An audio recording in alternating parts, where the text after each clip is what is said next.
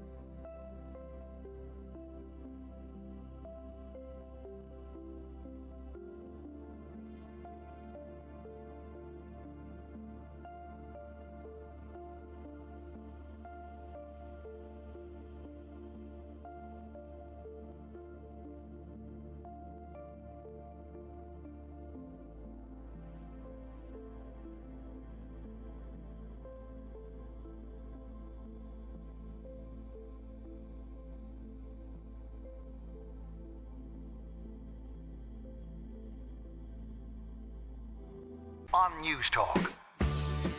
So if you were listening, we were speaking to Brian Sandley, and then of course we went from there to have a chat to the newly elected Gary Gannon, all of which meant that we didn't get to allow Ivan Yates to vent his spleen in respect of Cavan Monaghan, which he has wanted to do for some time. How about it, Ivan? So it's the last first count, but let's go through it. So Fianna Fáil have ended up at 17,000 votes. Sinn Féin over 22,000 votes. Great performance. Fine Gael well down from 19 to 14,000. No Heather Humphreys. So there is a Fine Gael seat. There's more than a Fine Gael quota. Quota's 11.5. David Maxwell will get that seat. He's ahead, but he's in the best position. He's 6,199. Carmel Brady, who's in Cavan, David Maxwell's in Monaghan, is 4,250. And by the parties, where will we end up? So crucially, the point is this, that Niamh Smith has done worst of the Fianna Fáilers at 5,789, but really she's done the best of them because she's had to carry on her back in Ballyjamesduff, Virginia, in Cavan, Shane P. O'Reilly, who got 3,000. She's party layout. How many by parties? What will we end up with? 2 SF, 1 FG, and the last 2 seats will go to Fianna Fáil.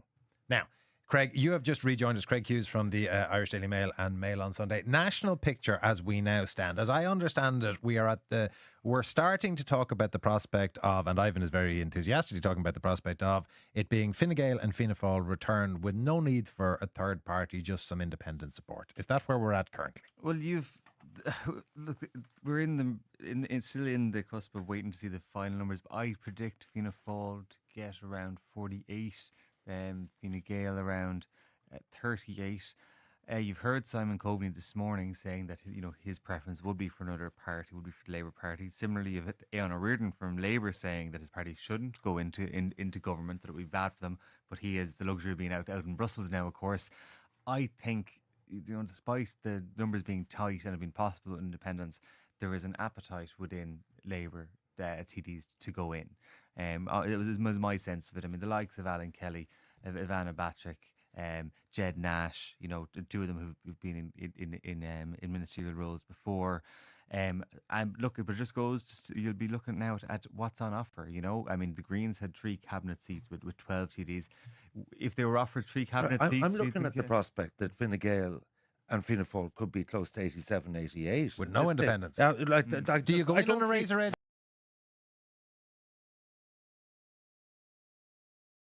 Pick of at least 8 independents who are gagging to go in with them, but I actually think Fianna Fáil are now on a pathway for 50. What does that mean in terms of primacy when we get to post-election negotiations? This is the big. If there's a gap of 10 to 12, where's the rotating Taoiseach? I think that's going to be much more difficult to negotiate than actually forming a government. But and of course, the counterpoint to all this will be when you're into negotiations. I mean, Fine Gael could say, "All right, no rotating Taoiseach, go talk to Sinn Féin." You said you ruled out completely. Yeah. So I mean, it'll come down to that. Then if you don't want a rotating Taoiseach, do you balance out the ministries more evenly dependent on the number of seats? So look, it'll But presumably there is also a risk in Fine Gael doing that, because that speeds that predicted process by some of a Fianna Fáil Sinn Féin alliance, which could be irretrievable from Fine Gael's perspective. Yeah, let's see what the Fine Gael camp thinks now in the coming days. There was some, but very, very low levels of voices saying that opposition would be wise. I don't see that happening, to be honest. I don't see Simon Harris wanting to give up the trappings of power, even if that is in the Taoiseach. And there's so many spads, about 60 of them, all depending on a job, that they'll have a huge influence on their ministers. Now, Lynn Boylan, earlier on you were talking about how everybody was going to be working the phones on Monday to see what was available. Will anybody be ringing Micheál Martin? From Sinn Féin? No, we want to talk to like-minded political parties, so our priority would be to speak to Labour, Soc Dems and, if people before profit, and to try and have a collective alternative to put forward. So that's where our priority is. What do you make of that number analysis that we may see a situation for Fine Gael and Fianna Fáil are able to do it either on their own or with just independents rather than a third party? I still think we will wait because some of these seats are so tight that we'll look at the final numbers when they eventually come in, which will probably be Monday at the earliest. But as I said, as the word of caution to anybody who's looking at propping them up, they're not going to deliver on those promises. Now, can I ask a thing on that from your party perspective? Because opposition is hard and it is difficult to keep the momentum of possibly getting into government. There is now the guts of a 10-year cycle for a lot of your people who have been slogging away doing the hard yards of opposition in the hope of getting government. If it comes to pass that you don't get it this time when this was the expected time, is it very difficult to remotivate people and say, okay, another 5-year cycle, get after it? I don't think so. I mean, the vast majority of people who go into politics go in knowing that it's a long game. Do you know what I mean? We've went from having one single TD of Cuivine or Quaylon, do you know what I mean, for Cavan Monaghan to taking 22,000 first preference votes in it, and with a shout of three seats there. So, I mean, that's the nature of politics, is that you're constantly trying to build on what you've delivered and to deliver change for people. I mean, I think looking at our front bench, they're all incredibly motivated to deliver on the policies that they've brought forward. The public attitude is that they trusted Sinn Féin on housing, they trusted them on healthcare, on childcare. So we need to build on those other areas where clearly they're not buying what we're selling at the moment. But I think that's all for us to work on. But Sinn Féin has an incredible depth of talent within its elected the big reps. issue, it looks like there's going to be something like 10 Soc Dems, 10 Labours, and we'll say 40 Sinn Féin. So there's half as many in the soft left as there is in Sinn Féin. I mean, the question, you said you're going to talk to the left. Where is that going to go? Because you really don't have a pathway. If you don't want to do business with either of the big parties, you really have to solidify the left. In what sense? Like in terms of being in unity, opposition? like this one, like all the interviews we did with Richard Boyd Barrett, with people right across the spectrum, they said that the left is deeply divided. That, you know, the opposition and Soc Dems and Labour together versus Sinn Féin is as big as the divide between the left and the centre. I think this is a nonsense argument that you think that those on the left should all coalesce into one single party. If you want to get into government, yes, that's You make the same argument about Fine Gael and It's Fianna Fail. ridiculous because Sorry, Fianna Fáil Conor and Lenihan Fine must come Gael are attacking each other in one breath and then they coalesce. But how are you going to get into government? So there's nothing to say that you can't put forward your alternative platform but then work together. Indeed. Conor Lenihan has been waiting to come in for some time. Dems would be mad to give up the momentum that they have and to go back into the Labour Party. So they have their own platforms, and I think that that's what the left has to do. You put forward your platform and then you can work together. We certainly said vote left, transfer left. If you look at the tallies, that's what people did. So we need to build on that now, and again, getting more and more voters to buy into that. Hang on, Ivan. Conor. Well, look, I think let's be real about this, and I think Ivan has been real about this. And you know, there's so much fragmentation on the left in Ireland. Fianna Fáil and Fine Gael should just come together into one party. Well, they have come together in coalition, and the transfer rates are seamless virtually now. And that may happen in the future. There may, in fact, be a merger because their votes are going down, by the way. But at the same time, the vote for the left is going up. But it's so utterly fragmented. And I think the most important example here is both Dick Spring and Eamon Gilmore incorporated smaller parties into their tent before they got their huge electoral jumps, the Spring Tide and, of course, Gilmore. And that was preceded by a period of what we would call left unification, bringing in fragmentary parties. We had, but there were also periods Jim of national and economic Jim crisis. Clemmy and Limerick and other parties were decommissioned. Smaller ones were decommissioned, and you know, bigger ones, a working relationship was formed. So I think this is a need for consolidation. Dead simple, and like it's about the maths. So you have 40. So you need to get to 90 to form a government, right? So what is the pathway that left to form a government? Sinn Féin are on 40, Soc Dems and Labour together are 20, that's 60. Still 30 short. Throw in 10 between Independent for Change, People Before Profit. That gets you to a ceiling of 70. My question is, without unity and without the realistic prospect of government, where is the pathway for them to get a breakthrough? Just tell me. But hang on, are you suggesting therefore that the answer for Sinn Féin should be to go around and say let's get a coat of 40 colours stapled together? I'm not telling them how to run their business. Well, I'm just doing the clear maths. That they don't have a pathway on the trajectory they're on at the moment. But my question is, are you suggesting that the solution to that pathway is to create an utterly unmanageable coalition of the left, of everybody except Fianna Fáil and Fine Gael? Or a confused mind does not buy. A confused mind does not buy. And therefore, the product that the left is offering is literally between Aintu now making a breakthrough, Soc Dems have made a breakthrough in this election. Aintu are not on the left. Hang on a minute, Sinn Féin has literally just sold the exact same as Fianna Fáil and Fine Gael. No, they have a pathway because they can offer a government. I just don't think Sinn Féin are offering. I actually think if Sinn Féin were smart, they would say their route to power is to do, in 5 years' time, a deal with Fianna Fáil, and then they'll get into government. Conor, do you want to come in on that? We're going to take a break in a Yeah, second. So please. I would certainly, as a person from the Fianna Fáil gene pool, say that Fianna Fáil should have, and I've obviously publicly advocated in the past, should keep their options open with regard to Sinn Féin. And I don't agree with the policy of recent years of shutting down the Sinn Féin option. It's worked on this occasion. I'm not so sure that the demonisation of Sinn Féin, either in policy or in terms of their legacy issues in relation to the Northern Government, I don't think that's viable anymore. The very It's fact, over, the very I fact know, I that accept Sinn that. Féin's resilience in this election, coming from a pre-election predicted great thump electorally to one where they've done very well, actually, it's over. All Now- that stuff is over from now on. I think I any agree with party that, leader fully. who would try to say we are going to shun them, we're going to hold our nose, I'm not going to sit beside Lynn here in the studio and even look on her eyes in any respect, that's over. It's gone, and gladly so, because we do. Okay, need I'm conscious options in Ivan the has to go. Ivan Yates, thank you very much for your time. Lynn, can I actually, sort of joking aside, ask you about that? Because there have been a couple of people who have said to me over the past while, both on air and off, that this is a significant period for Sinn Féin in that the capacity to treat the party as anathema that once was there is now gone. That Sinn Féin henceforth has to be treated as real possible coalition partner and equal in merit as all the other parties. I know it's a slightly condescending thing to ask it that way, but is that the way you perceive But it? there is an incredible arrogance from both Fianna Fáil and Fine Gael in their disrespect for people who go out and vote for Sinn Féin. That's very, very clear that they But is that passing now? They have disdain. Well, not from Fianna Fáil. I mean, Micheál Martin's comments and with that one-to-one interview as well around the conflict was really incredibly hurtful to families who've lost loved ones in the conflict. And for somebody who claims to be a Republican, I think it went down very, very badly. But there is a disdain among Fianna Fáil and Fine Gael for Sinn Féin voters. And look, that's up to them. They have to resolve that for themselves. But we're very proud of the fact that we're, as I said, it's constantly building on the momentum and building on the number of elected reps that we have and putting forward an alternative proposal. Okay.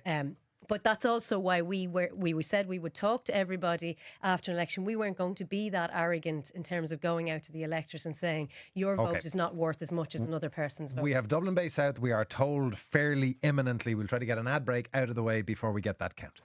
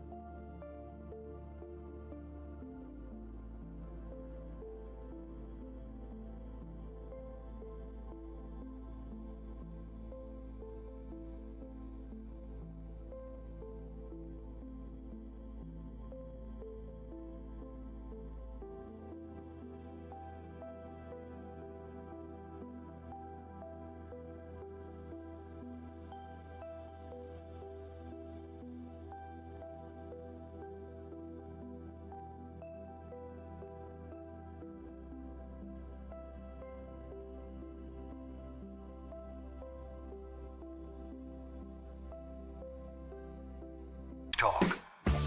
Conor Lennon has just said the sentence, we should be discussing this on air, to which the answer is, well, we will. We were talking about government formation there during the break, and whether or not it is, if you are Fine Gael and Fianna Fáil and you are looking at the numbers that are coming in from a strategic perspective, Conor, do you want to look and say, look, it is simpler for us to go into bed with Labour or the Soc Dems, probably Labour if you look at the way that they are leaning, because we have one individual point to negotiate a programme for government, you can create a stability and away you go? Or is it easy to have a small clutch of independence?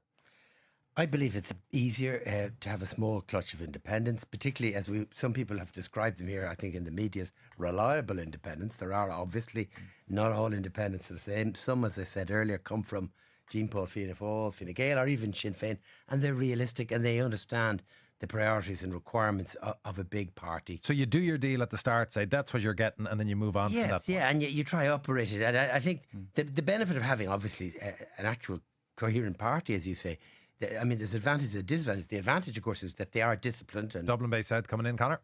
Which consisted of the distribution of Emma Blaine's 5,177 votes.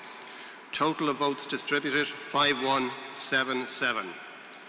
Andrews Chris, Sinn Féin, plus 48. Total votes, 6,139. 6,139. Bacik Ivana, the Labour Party, plus 597. Total votes, 8,542. 8,542.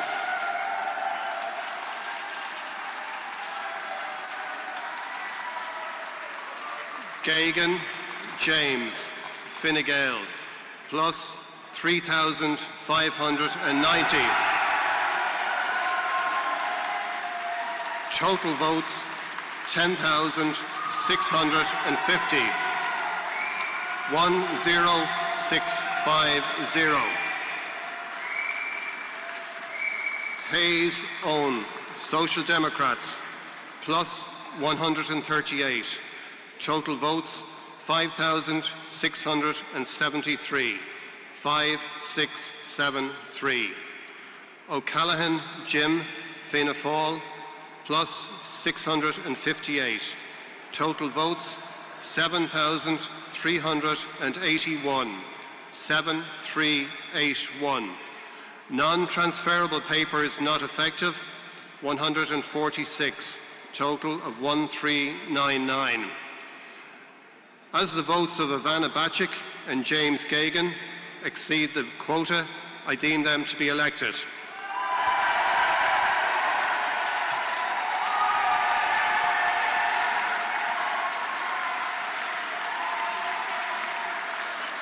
I will proceed to distribute James Gagan's surplus of 2,693 votes, as it is the largest surplus, and together with other surpluses not distributed, fulfills the following conditions: equals or exceeds the difference between the two lowest candidates, and can elect the highest continuing candidate. So, Craig Hughes, have I got that right in saying that where we're at now, that means James Gagan of Fine Gael, his surplus is either going to elect Sinn Féin or Social Democrat? Is that correct? Exactly. And so there's a difference between Chris Andrews of Sinn Féin and the Social Democrats candidate of 466 votes and a surplus of 2,693. So, I mean, you know, it's not out of the realms of possibility that Chris Andrews could lose his seat there. But I think when you talk about incumbency and the benefit that has on transfers, it would be a very big upset if he was to lose that gap, I would say. Lynn, do you take back everything mean you said about Fine Gael? Thankfully, the ballots are cast. Yeah. No, look, I get on very well with Chris Andrews. He's a good friend of mine, and I hope that he can manage to do it. As I said, at least he's ahead. It's always better to be ahead when transfers are being divvied out. So I'm hoping that he will get over the line. Nail biting finish there. We've talked a lot about government formation and the possibilities of whether or not it be Fine Gael and Fianna Fáil. Is there a path to power for Sinn Féin? What of the left? Can I ask about the issues overall? As we look at what this mandate, it's difficult to delineate what exactly a mandate is out of all of this, but what has the electorate said in this election, Greg? Well, I mean, I was so confused by the exit poll that put housing and homelessness at the top of the agenda, given we were told all the way through that it was the cost of living. They've re-elected a government that has gone from having about 10,000 people homeless to 15,000 in their lifetime. The housing deficit hasn't decreased. The housing minister topped the poll in his constituency. So I don't. I'm still scratching my head here. Myself and Conor were talking before we came on about the reluctance to declare a housing emergency, something that former Housing Minister Owen Murphy wanted to do, because I can't see them making the inroads they need to without doing that, because the pipeline delivery is not going to catch up with the level of demand there. And we talk about policy compatibilities. I mean, I was interested to hear Lynn's comments on not being warming up to talking to Fianna Fail, because I mean, Rose Conway Walsh was saying earlier after she got elected that she would be willing to talk to everyone.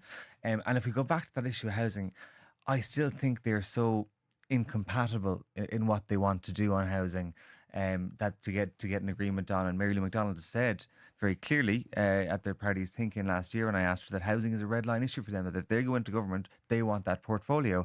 So look, I mean, nothing is impossible in politics, but I just really struggle to see how you would find the commonality between Fianna Fáil and Sinn Féin to get there. But to square some of that for me, Lynn, that thing of the prime issue being housing, and at the same time the housing minister roaring home in his own constituency, and the government remaining on more or less the same kind of numbers when we get record homelessness numbers announced on the day of the election.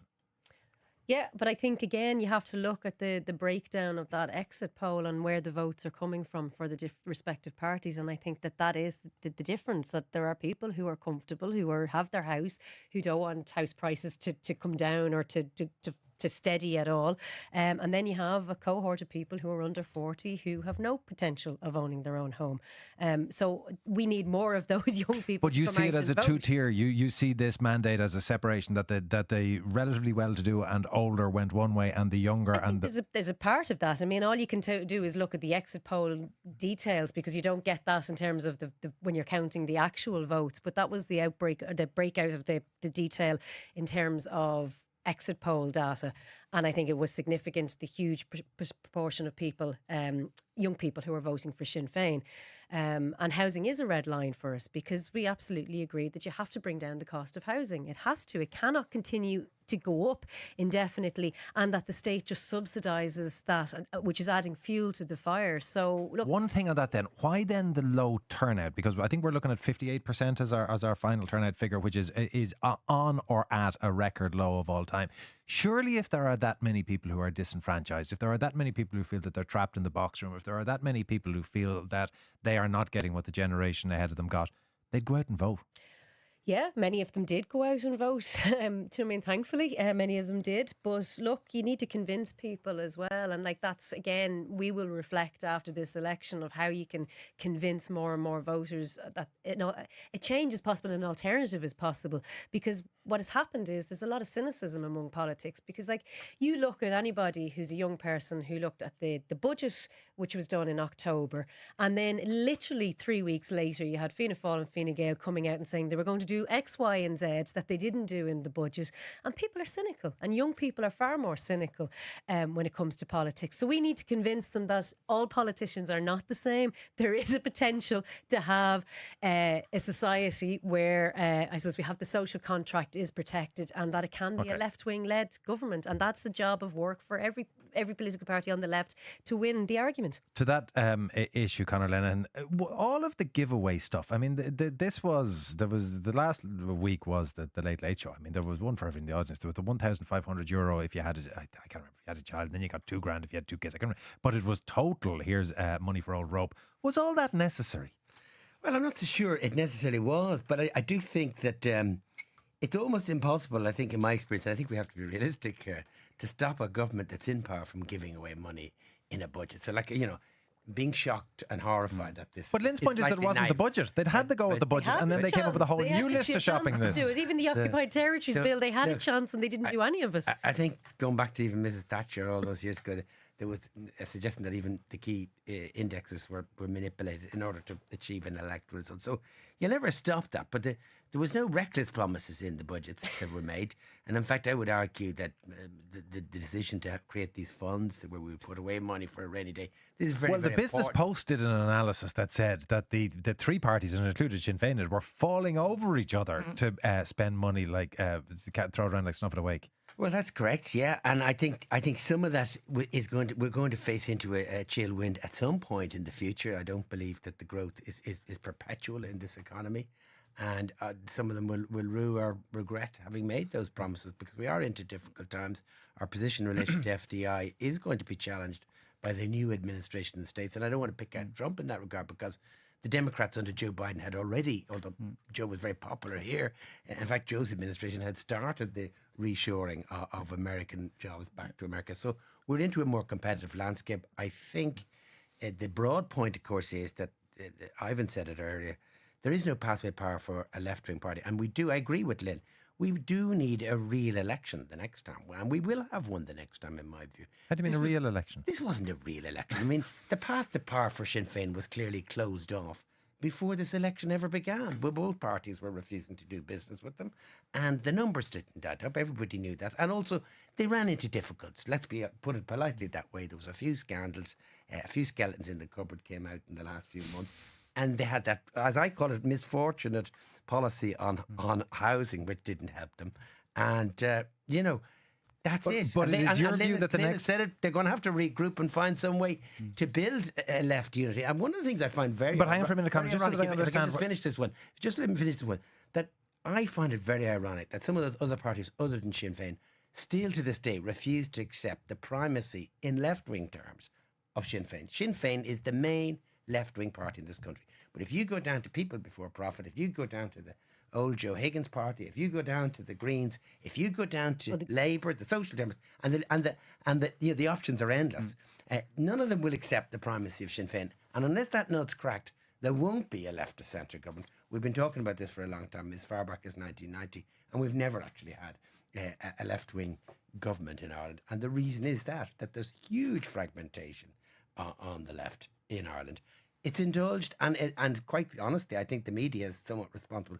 Sometimes parties like Joe Higgins, who never amounted to more than 3 seats in the Dáil, get disproportionate coverage. Like, the main opposition party has to be respected. The main opposition party in this country is Sinn Féin. And, it might seem clever to some people. Always a welcome on the door for Lynn and our colleagues. She knows this well. Yeah, I think in the old days, opposition parties used to push very hard to make sure they got treatment, because the government owns the media right up to the election. But we talk about media coverage for a long time in this campaign. That leader of Sinn Féin wouldn't even share her daily campaigning schedule with some of the media. So I mean, it goes both ways as well. It does, but all I'm saying is that you're not going to get if you want to get rid of FF and FG or right-wing policy, or whatever it's called, you're going to have to get yourselves organised, and you're going to have to accept that there is a principle. One final count to bring you up to date on, which is Fingal West 3-seater, and what we have is on the results of the 7th count, Louise O'Reilly, Lynn's Sinn Féin candidate, elected on 8,261, Robert O'Donoghue for Labour Party 8,071, and Grace Boland of Fine Gael on 7,897. So that rounds out the 7th count there for Fingal West. Thank you very much to Brian Lenihan, to Craig Hughes, and to Lynn Boylan. We are going to take a brief breather for some sport. Off the Ball will be following us, but there is more election coverage continuing with Ivan Yates this evening from 6 p.m. So if you want to get a sense of where we're at after a couple of hours, join us again at 6 p.m. A big thank you to our producer, Caoimhe Harney, research Simon Keane, and on sound, Ken Doran and Stephen McClune. And just to restate, the sheer amount of work done by all of our reporters at all of the count centres, by our team here in the newsroom, by our digital teams who have been running streaming across the social platforms, and by all of our editors, researchers and support in putting together the level of coverage has been without parallel, and just want to express thanks to them. That's it for us this morning. Off the Ball is on the way. I'll hope to see you back next Saturday at 9 for the Anton Savage Show. Bye bye.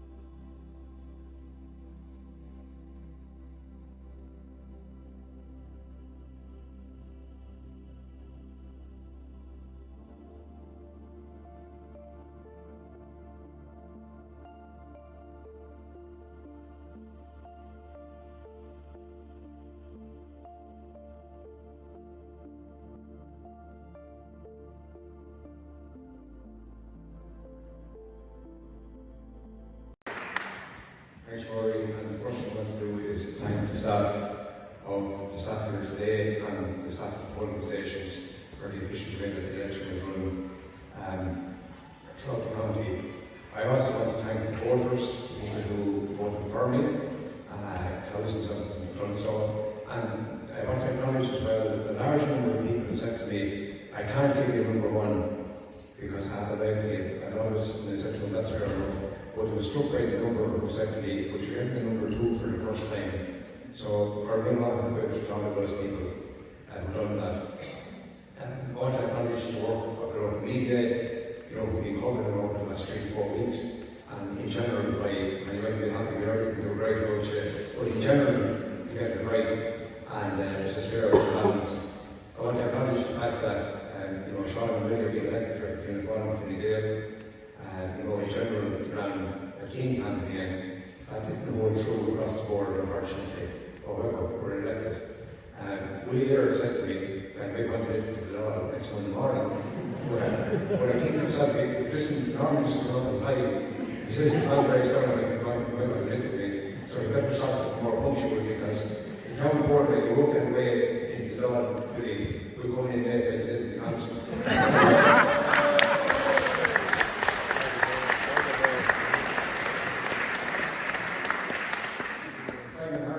Simon Harris won't have to go for today,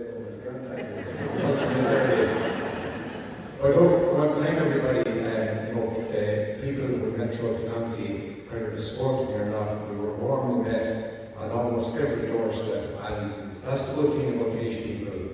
To not talk about going seats. None of the three of us come from here are going to seat. No political party going to seat. I don't go to seat.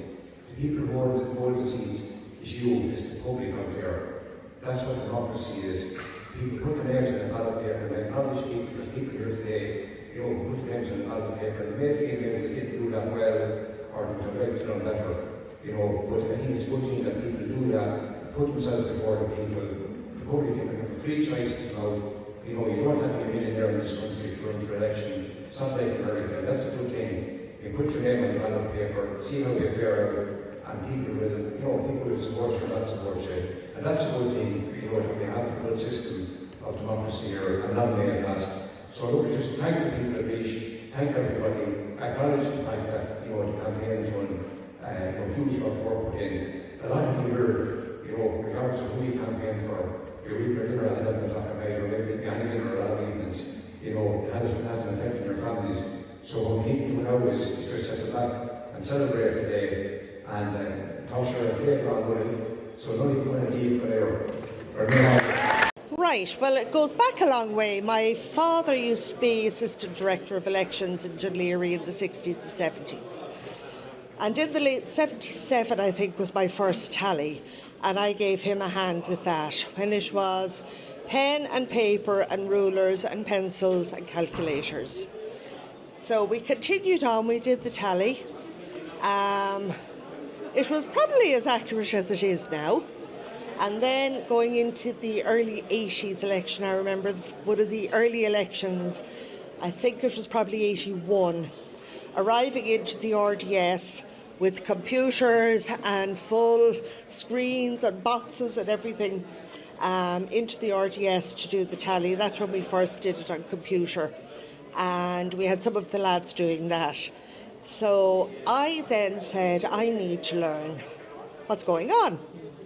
So I did a basic Excel course in Ballantyre Community School, and I went home and I took out one of the paper and pencil tallies, and I learned how to do my Excel, and I did my spreadsheet, and I learned my additions and subtractions and calculations and formulas, and I suppose the rest is history since then. What age were you when you first started? Oh, I was young. I was only a teenager. 70. Well, I'm 66 now, so what age was I then? And did your dad convince you, or was it your choice? Oh, it was definitely my choice. 4 in our family, I'm the only one who bit the political bug.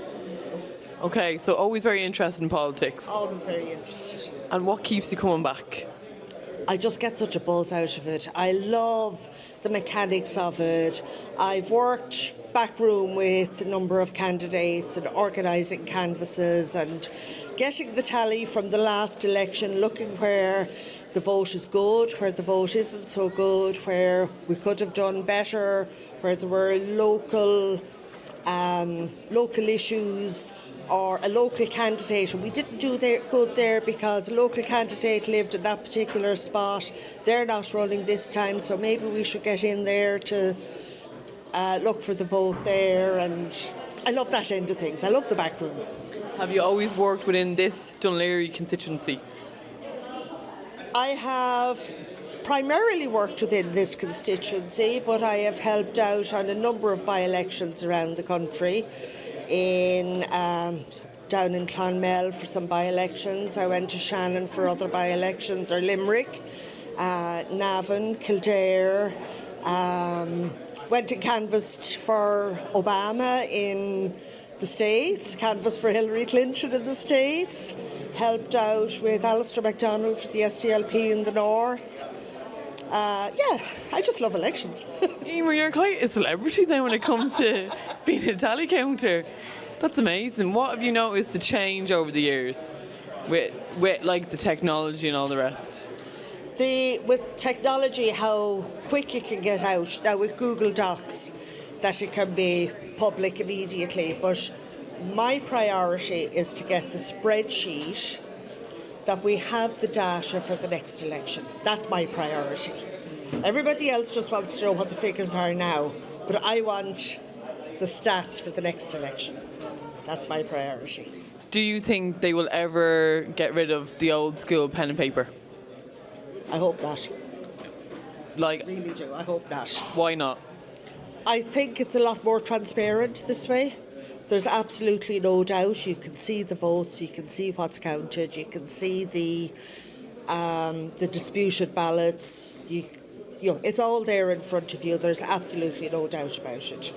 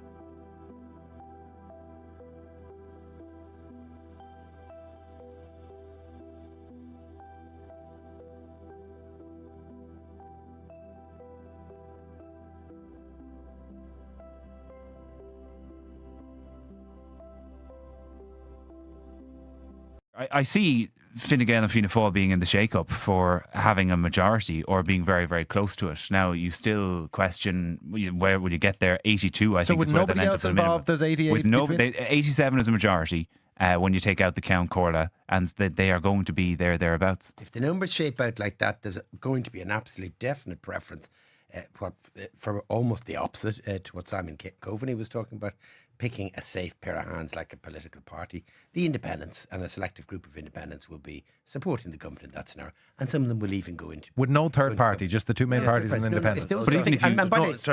Last night I said that on air. The idea there's going to be a third party is diminishing rapidly, and the clear preference would be for independence. And if you look at Independent Ireland, they have 4. They may have a 5th. Michael Clark is still in the running there. So you tag in Independent Ireland and the ones that they already have agreements with in, your Noel Grealishes, your Sean Cannys, those ones, Lowry as well, yeah. But just the point is, I think it has to be clear from my own experience in government. Of course, Ivan has the same experience. But in our period of 14 years, when I was in the Dáil and in government, some of the most reliable supporters we had in those days were the Healy Rays, Michael Lowry. I'm sure they'll thank you for saying that, Conor. Could you repeat that again? I've said this publicly many times. They were actually, in some cases, during the downturn in 2008, they were almost more reliable at one point. They're like backbenchers. Well, Conor,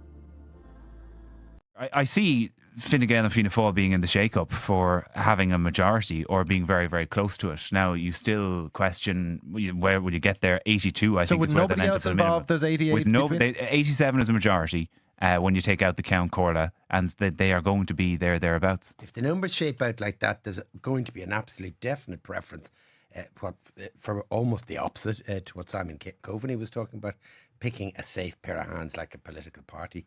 The independents and a selective group of independents will be supporting the government in that scenario, and some of them will even go into... With no third party, just the two main parties and independents. But even if you... Last night I said that on air. The idea there's going to be a third party is diminishing rapidly, and the clear preference would be for independence. And if you look at Independent Ireland, they have 4. They may have a 5th. Michael Clark is still in the running there. So you tag in Independent Ireland and the ones that they already have agreements with in, you know, your Noel Grealishes, your Sean Cannys, those ones, Lowry as well, yeah. But just the point is, I think it has to be clear from my own experience in government. Of course, Ivan has the same experience. But in our period of 14 years, when I was in the Dáil and in government, some of the most reliable supporters we had in those days were the Healy Rays, Michael Lowry. You know, I'm sure they'll thank you for saying that, Conor. Could you repeat that again? No, I've said this publicly many times. They were actually, in some cases, during the downturn in 2008, they were almost more reliable at one point. They're like backbenchers. Conor, I see Fine Gael and Fianna Fáil being in the shake-up for having a majority or being very, very close to it. Now, you still question where would you get there? 82, I think, is where they'll end up at the minimum. Involved, there's 88 With 87 is a majority when you take out the Count Corla, and they are going to be thereabouts. If the numbers shape out like that, there's going to be an absolute definite preference for almost the opposite to what Simon Coveney was talking about, picking a safe pair of hands like a political party. The independents and a selective group of independents will be supporting the government in that scenario, and some of them will even go into... With no third party, just the two main parties and independents. But even if you... Last night I said that on air. The idea there's going to be a third party is diminishing rapidly, and the clear preference would be for independence. And if you look at Independent Ireland, they have 4. They may have a 5th. Michael Clark is still in the running there. So you tag in Independent Ireland and the ones that they already have agreements with in, you know, your Noel Grealishes, your Sean Cannys, those ones, Lowry as well, yeah. But just the point is, I think it has to be clear from my own experience in government. Of course, Ivan has the same experience. But in our period of 14 years, when I was in the Dáil and in government, some of the most reliable supporters we had in those days were the Healy Rays, Michael Lowry. You know, I'm sure they'll thank you for saying that, Conor. Could you repeat that again? I've said this publicly many times. They were actually, in some cases, during the downturn in 2008, they were almost more reliable at one point. They're like backbenchers. Conor,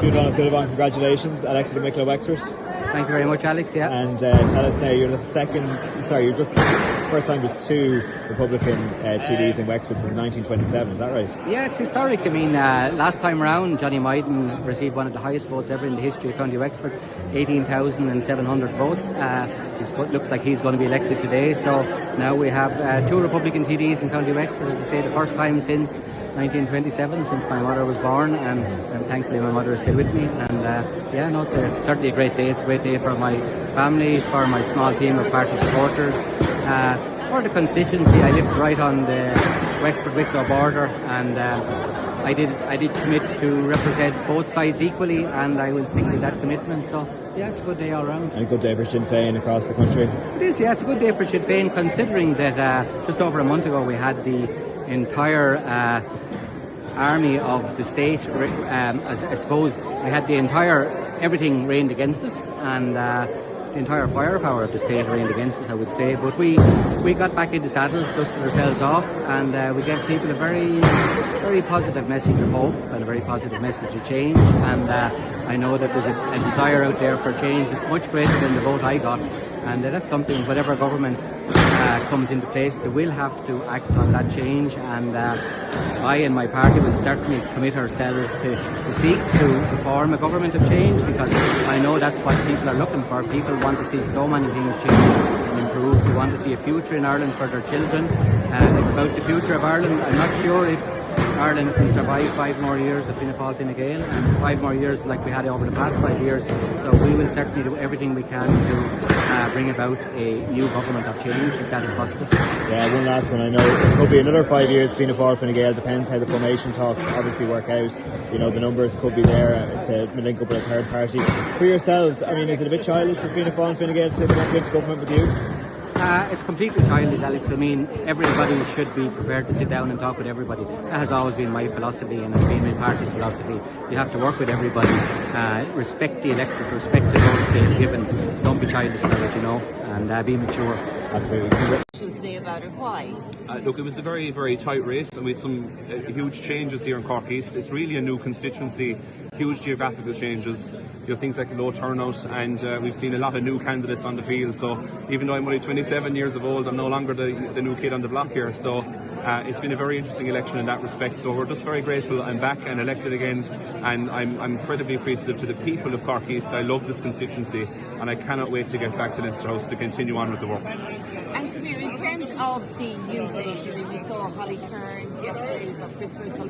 Do you think there is a movement towards younger people that the public are looking to? There absolutely is. I was the only member of the Dáil under the age of 30. I think myself and Minister Chambers at the last election, and I'm delighted to see some other brilliant young people. I'm looking at the likes of Albert Dolan, a dear friend of mine, Ryan O'Mara for Fianna Fail. So Fianna Fail has some spectacular young people coming up the food chain. People like Councillor Patrick Mulcahy here beside me. Young people getting involved in our party, and I think that it's been a big renewal election for us as a party and a great success. And I put credit to Micheál Martin and Director of Elections Jack Chambers for their work in this respect. So you and him are very good friends again, you and Micheál Martin? Oh, we always were. I started my political career with Micheál Martin, and the O'Shea's, his in-laws, have been huge supporters of mine throughout this campaign, and I want to thank them for their efforts as well. So I get on very well. We spoke a number of times yesterday, and I think that he's in a very good position to once again be Taoiseach of the country, and another Cork Taoiseach, which we're all very delighted with here today. Well, listen, congratulations.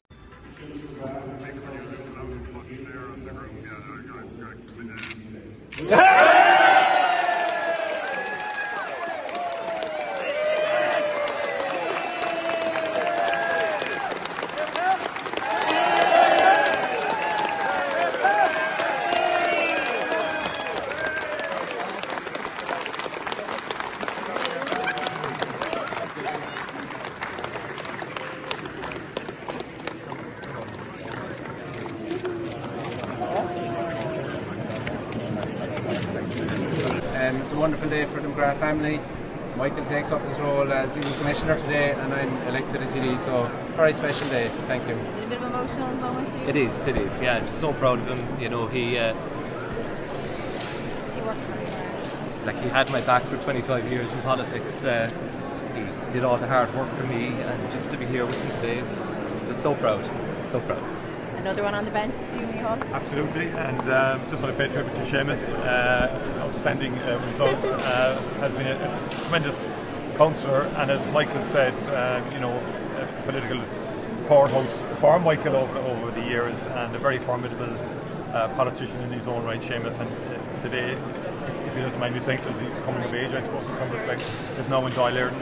Michael, as Commissioner in Europe, is some achievement for the McGrath family, and mother in particular must be very, very proud, and the family are, of what is outstanding achievements all around, and great capacity and great capability, and I think he'll be a very, very effective member of Dáil, and of that I have no doubt, and it confirms very strong representation for Fianna Fail and Cork South Central again, and it's built on hard work. Seamus is a hard worker, Michael a hard worker, we work hard ourselves, and that's the bottom line. It's hard work gets these results. Have you had any more thoughts about government formation overnight since we last spoke?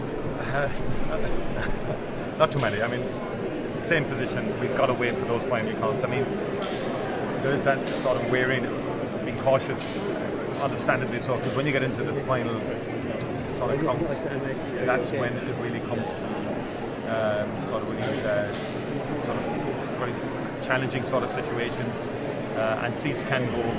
You can lose seats in those last counts.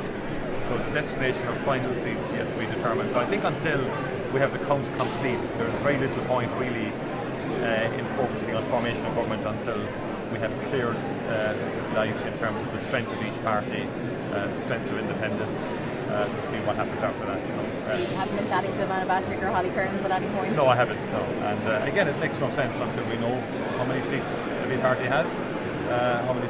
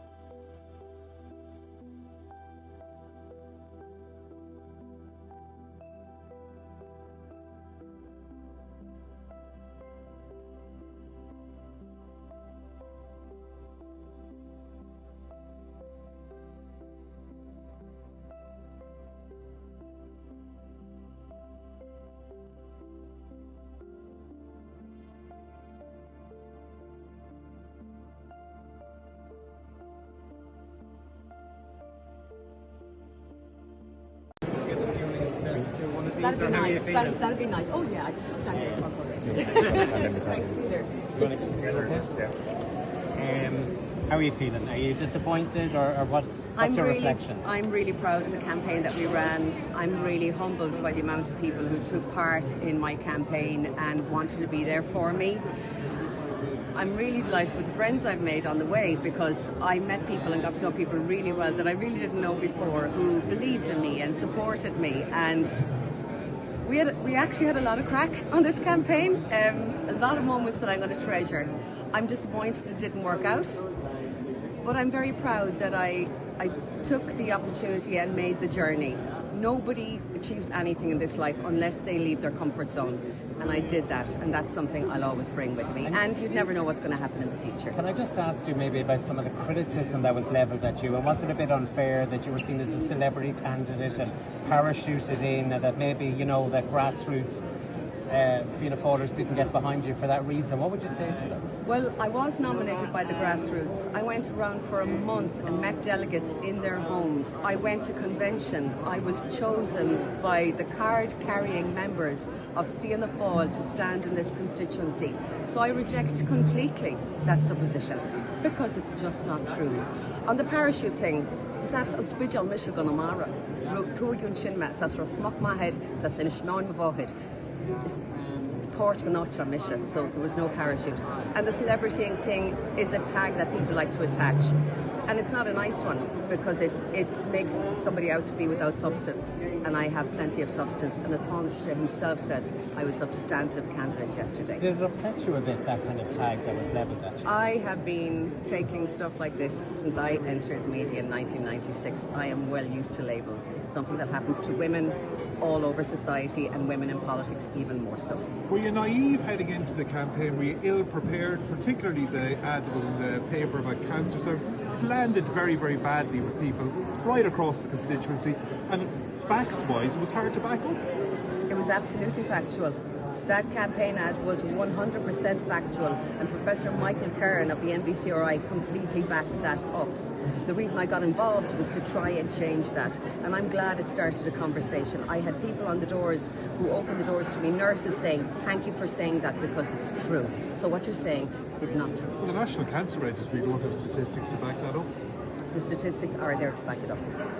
According to the National Cancer Registry, were you ill prepared for the campaign? No, I wasn't ill prepared for the campaign. I was very well prepared for the campaign. I ran an honest and spirited campaign, and I'm very proud of that. Thank you so much. What's next on the cards? What's next on the cards is a couple of days of break. I've been walking for 3 or 4 months, and I'm tired. And I want to take a break. Thank you so much, everybody. Thank you so much, everybody. We'll see more about this. No. Will you say that Manish? Thursday. Thursday, Manish, Thursday back this.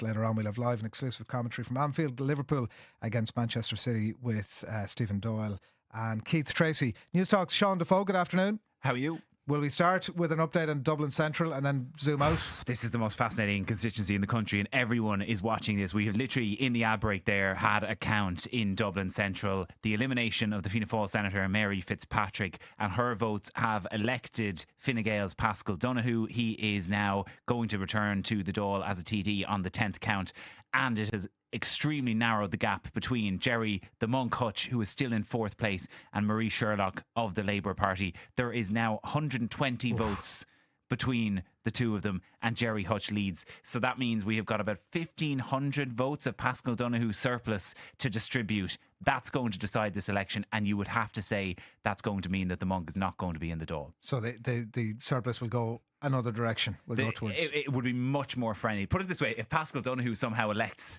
Gerry the Monk Hutch, it would be the most bizarre result of the campaign so far. So yes, I think that is much more likely going to go to Labour, and he will just miss out. But it's a hell of a performance. He's come very close to taking a seat here.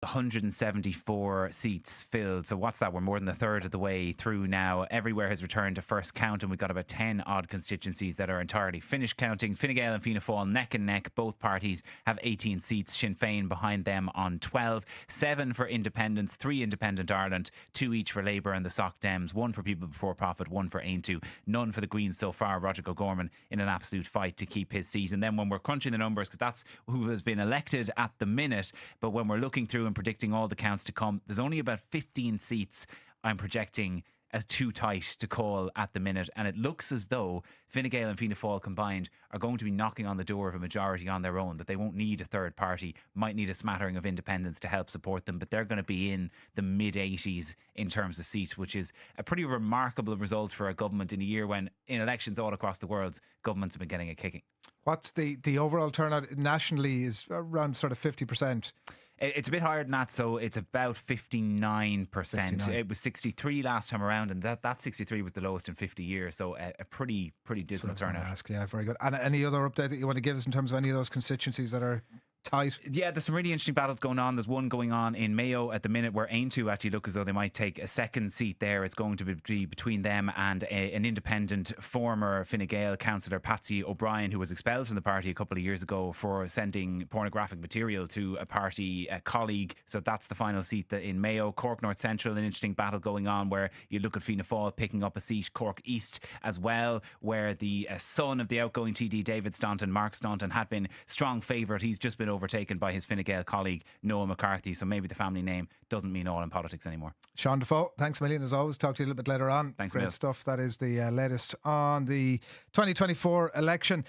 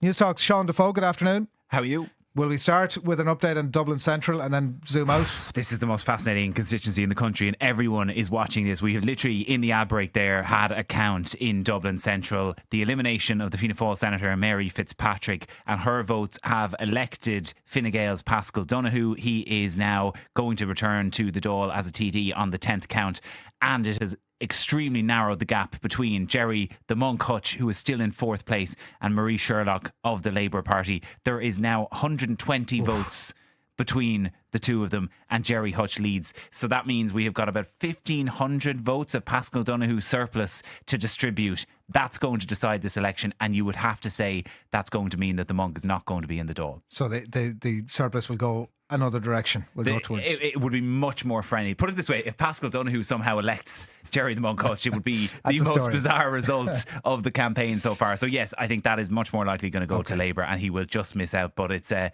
hell of a performance. He's come very close to taking a seat here. Give us a sense of the national picture then, Sean, as to where we're up to at 2:30 on this Sunday afternoon. So we got 64 of the 174 seats filled. So what's that? We're more than a third of the way through now. Everywhere has returned to first count, and we've got about 10 odd constituencies that are entirely finished counting. Fine Gael and Fianna Fáil neck and neck. Both parties have 18 seats. Sinn Féin behind them on 12. 7 for independents, 3 Independent Ireland, 2 each for Labour and the Soc Dems, 1 for People Before Profit, 1 for Aontú, none for the Greens so far. Roger O'Gorman in an absolute fight to keep his seat. And then when we're crunching the numbers, because that's who has been elected at the minute, but when we're looking through and predicting all the counts to come, there's only about 15 seats I'm projecting as too tight to call at the minute, and it looks as though Fine Gael and Fianna Fáil combined are going to be knocking on the door of a majority on their own, that they won't need a third party, might need a smattering of independents to help support them, but they're going to be in the mid-80s in terms of seats, which is a pretty remarkable result for a government in a year when in elections all across the world governments have been getting a kicking. What's the overall turnout nationally is around sort of 50%?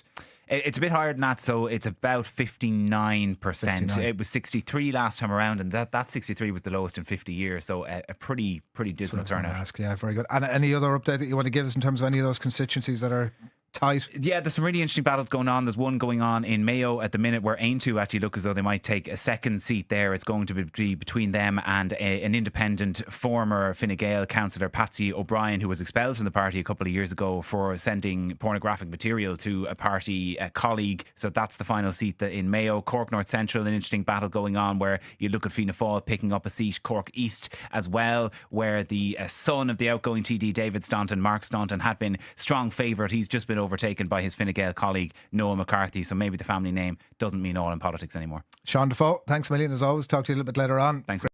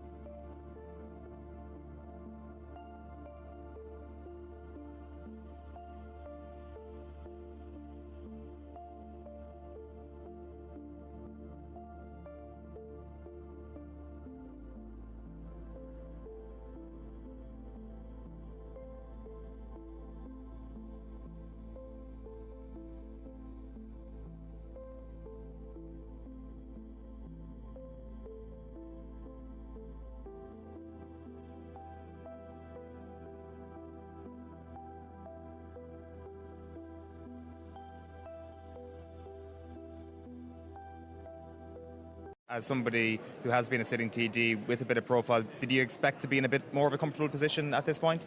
It's always hard to know. I was the last person elected back in 2020, and that could be the case here again. It's a very competitive constituency.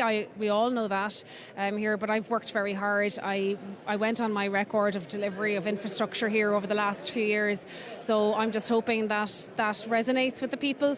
I've worked hard. I told them I'll continue to do that if they put their trust in me. So we'll see what materialises now on the ballot papers. As somebody who has been a sitting TD with a bit of profile, did you expect to be in a bit more of a comfortable position at this point? It's always hard to know. I was the last person elected back in 2020, and that could be the case here again. It's a very competitive constituency. We all know that here, but I've worked very hard. I went on my record of delivery of infrastructure here over the last few years, so I'm just hoping that resonates with the people. I've worked hard. I told them I'll continue to do that if they put their trust in me. So we'll see what materialises now on the ballot.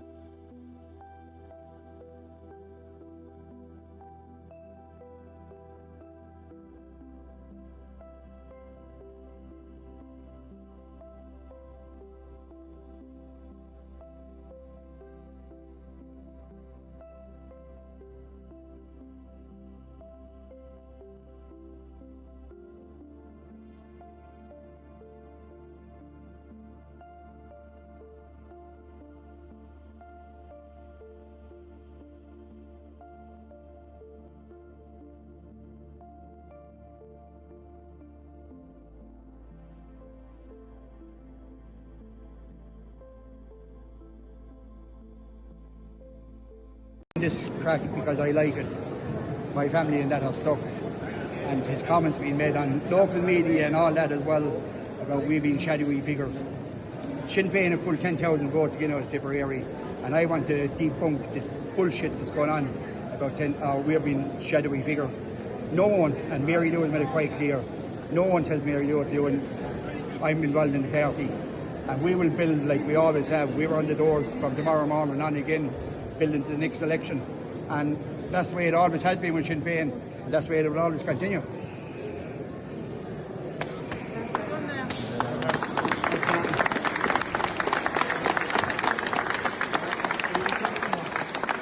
This crack because I like it. My family and that are stuck. And his comments being made on local media and all that as well about we being shadowy figures. Sinn Féin have pulled 10,000 votes again out of Tipperary, and I want to debunk this bullshit that's going on about we're being shadowy figures.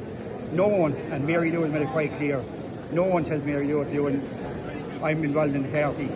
And we will build like we always have. We're on the doors from tomorrow morning on again, building the next election. And that's the way it always has been with Sinn Féin, and that's the way it will always continue.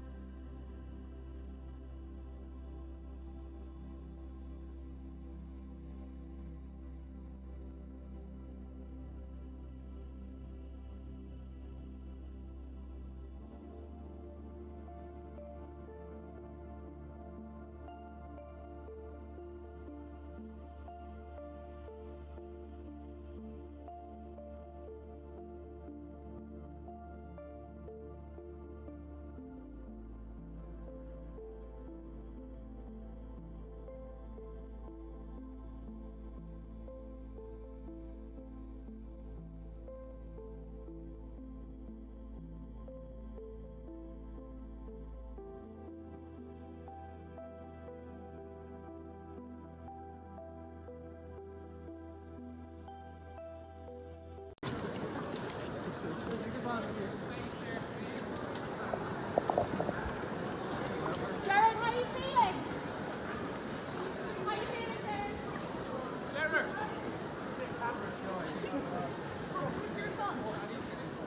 How do you fancy your chances? Lads! How are you feeling? Lads, move back and give us some space, please. Please. Just this way, Jerry. Jerry, just this way. Jared, if you don't make it this time, would you go again? What do you think? There's other people in the constituency, like the new Sherlock and all, I said it's appalling that so many people voted for you. What do you say about that? Lads, be careful. Jesus Christ. Come on, Jerry, your reaction to the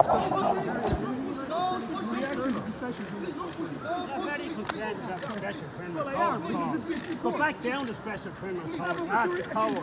This is an election. I know, but you stood for election. You have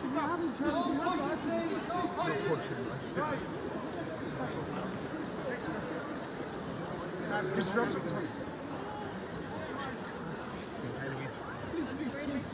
Guys, move back. Please.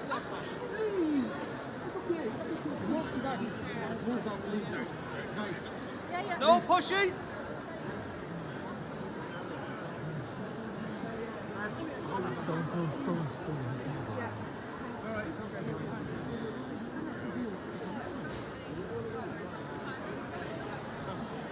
You're on for election again. Jerry, will you run again?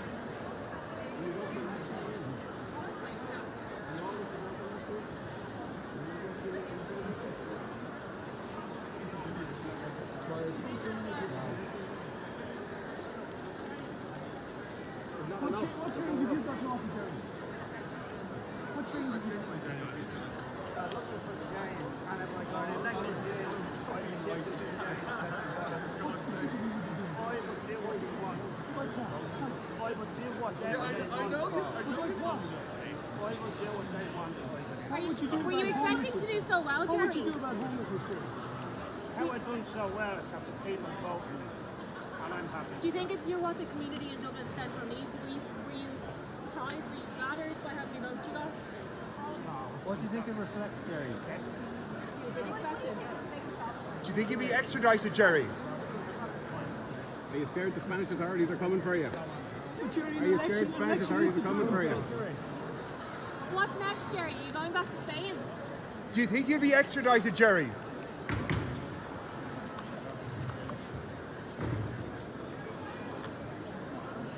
Guys, give him space. Move back a little bit. You're going to push us over. Yeah, we're going to be pushed over. Relax. Everyone relax. Please move back. Please move back. Please. Okay, lads.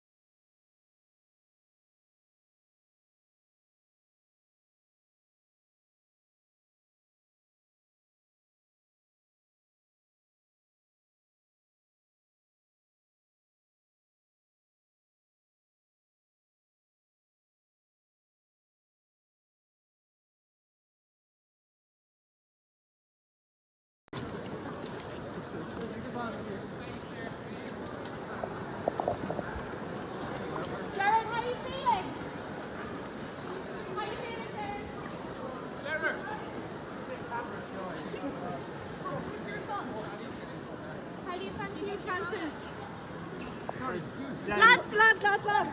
How are you feeling? Lads, move back and give us some space, please. Please. This way, Jerry. Jerry, this way. Gerard, if you don't make it this time, would you go again? What do you think? There's other people in the constituency, like the new Sherlock and all, that said it's appalling that so many people voted for you. What do you say about that? Lads, be careful. Jesus Christ. Come on, Jerry, your reaction to the Medical standards are special criminal code. Go back down to special criminal code, not the code. This is an election. I know, but you stood for election, Jerry. You have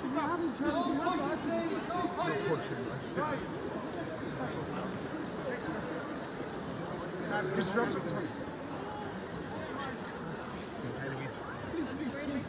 Guys, move back. Please.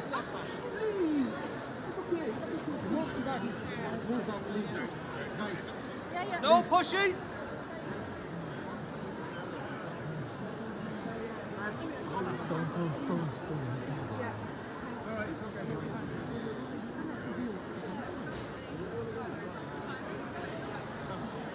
You run for election again. Jerry, will you run again?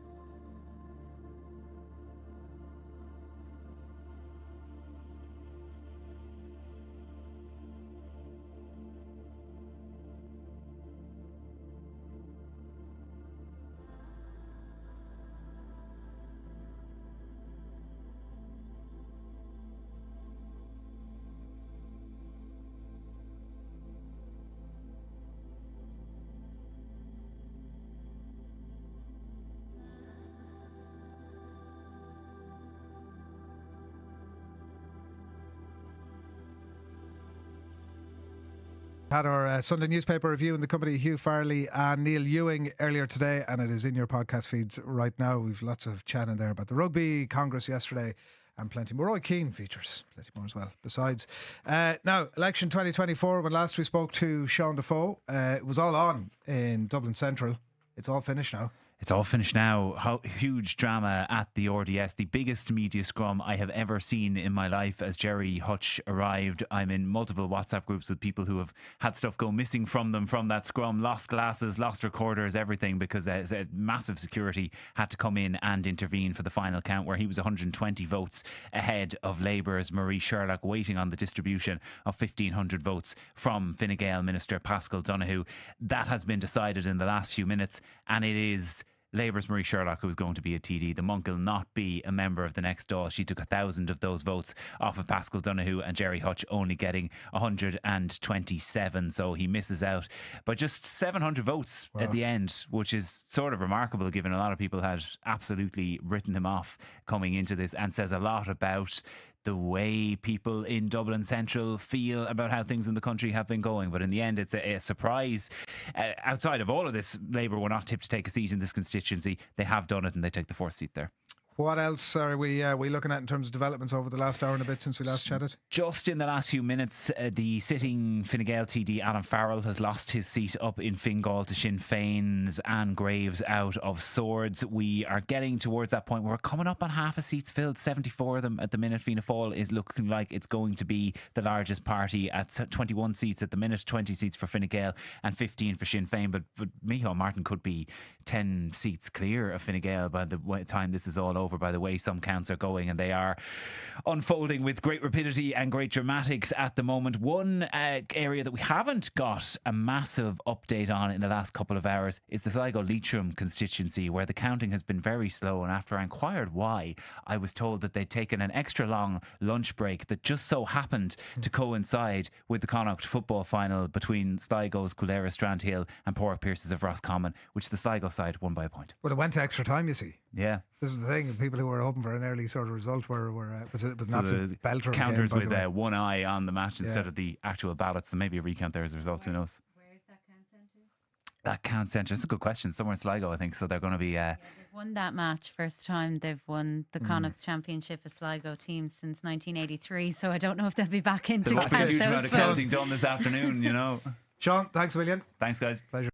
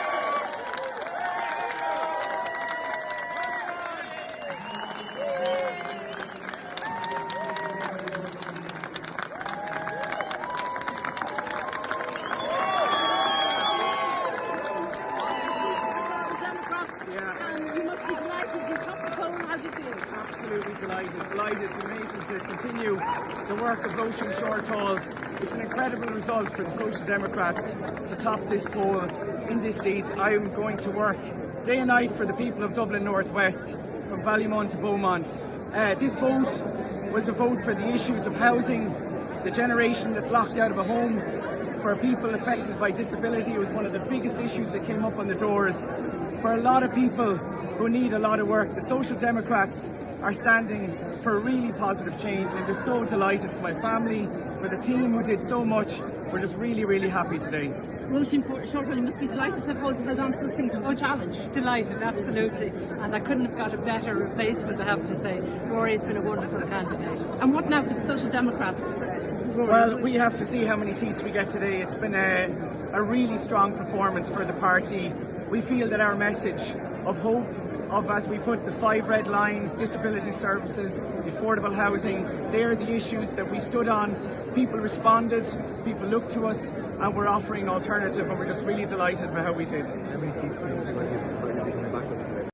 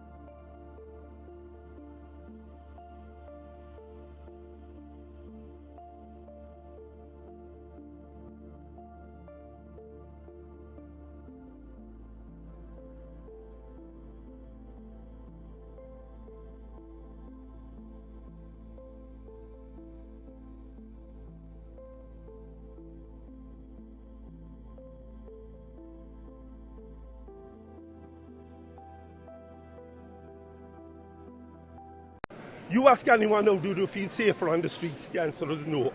You ask the majority of people, are they able to make ends meet? They're struggling. If you ask young people, do they feel they can buy a house or rent a house? The answer is no. And these are the facts. And especially, if you ask people with children with disabilities, do they feel their child is being looked after? The answer is no. And that's what we're here to make a change for. You ask anyone now, do they feel safer on the streets? The answer is no. You ask the majority of people, are they able to make ends meet? They're struggling.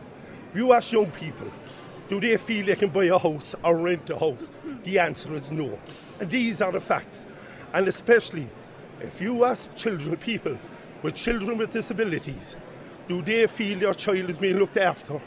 The answer is no. And that's what we're here to make a change for. You ask anyone now, do they feel safer on the streets? The answer is no. You ask the majority of people, are they able to make ends meet? They're struggling.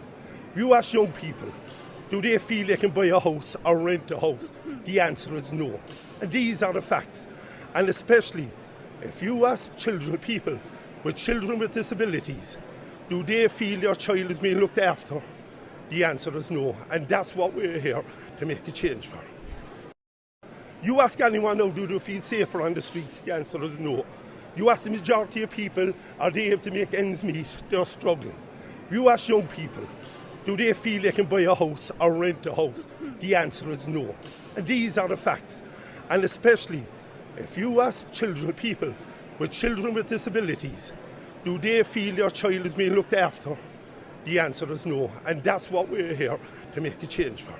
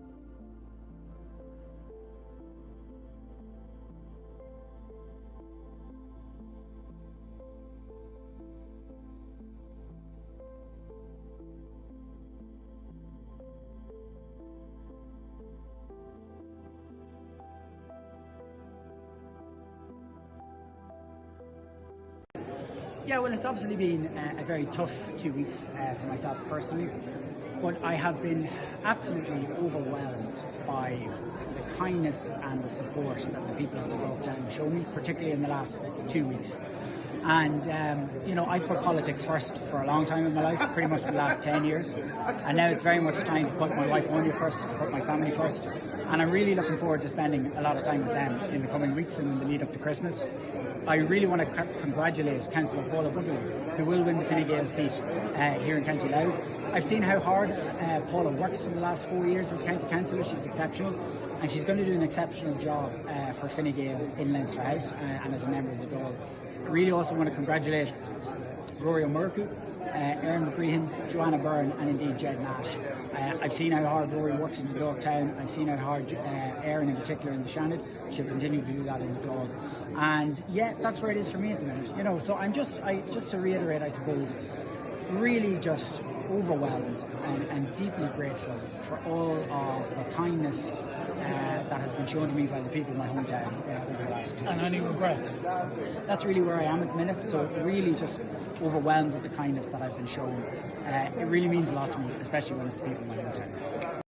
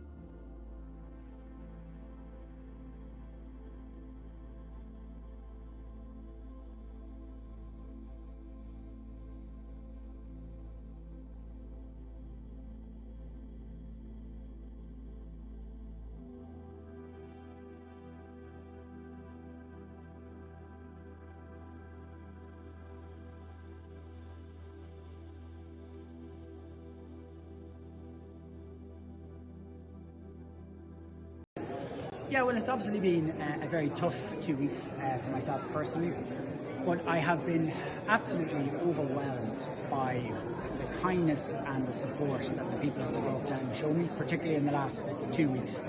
And, I put politics first for a long time in my life, pretty much for the last... Down the country, some ferocious ones in Kildare South, for example, where it looks as though Fianna Fail are going to miss out at Labour's expense. Labour's Marie Sherlock obviously took the seat in Dublin Central, as we talked about earlier in the show, over with Gerry the Monk Hutch. If people haven't seen it on our social media channels, the video of him leaving the Count Centre is nothing short of bizarre and hilarious. When our reporter Andrew Louth asked him, "Are you going to run again, Gerry?" and he started physically running away from the media. It's quite something to watch around the country. There was a lot of international media down there as well. Is that what contributed Huge to amounts, that? yeah, well, 100%. I mean, it's one of the biggest scrums, because it was all the story of this election internationally was crime boss is going to be elected, and could he get there? And then when it looked as though on the final counts it was really whisker tight. In the end, Marie Sherlock was kind of clear, but very, very close, and it would have sent a very strange, I think, an interesting message to the international Well, everybody community. was sort of saying, even in here, was saying, well, what do we do with this? Yeah.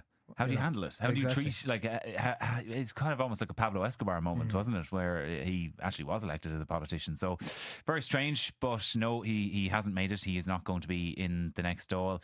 The overall lay of the land as we have it at the minute, 86 seats of the 174 filled, turnout just below 60% is the final figure that we're getting. Fianna Fail are going to be the biggest party in the next stall, and probably by a good bit of a gap. So we've got that's what's filled at the moment. We've got an estimations system running, and we've made a call on 163 of those seats so far. Has Fianna Fail at 46, Fine Gael at 37, Sinn Fein at 40, and then Labour and the Soc Dems are locked in this ferocious battle now for a few more seats to be the largest of the other parties, of the smaller parties. They both are tallying to have 9 seats and are in the shake-up for a few more. So probably could be into tomorrow at this stage. Counting's quite slow in some of them. We mentioned Sligo Leitrim earlier, but Cardiff Kilkenny as well, Kildare North. They're just constituencies that our poor reporters who are there may be there till Tuesday at this stage. Yeah, well, that's what I was going to ask, because it's sort of 5 o'clock on a Sunday evening. We've been at this stuff for 48 hours. We've a lot of light, I suppose, at the end of the tunnel in terms of that national picture. We know roughly what's going on, but your expectation is another 24 hours and we'll be close to it? I'd say so. I'd say this time tomorrow we will be mopping up the very last of them, and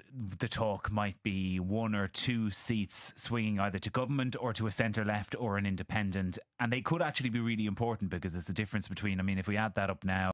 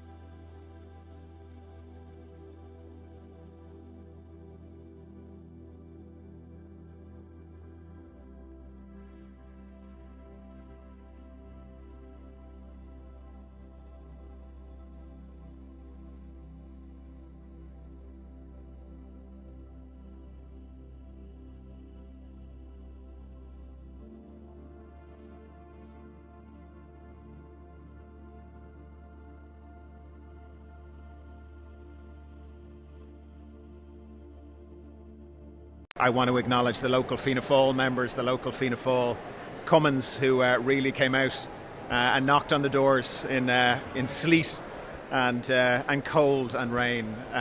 So look, I'm just down to check in. It's going to be tight, obviously, tighter than anyone would like. It was always going to come down to the last seat in Wicklow. So we'll see how things go. Well, as I say, it's tight. So we'll just have to wait and see how the votes transfer.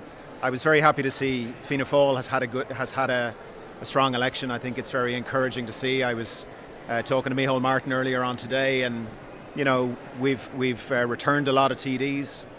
We've got some fantastic new TDs who hopefully look like they're going to be elected. So for everyone around the country who supported the Fianna Fail candidates, I really want to say thanks. I know the party is deeply honoured by the support that's been shown across the country, and we'll take that support very, very seriously in the coming days and in the coming weeks.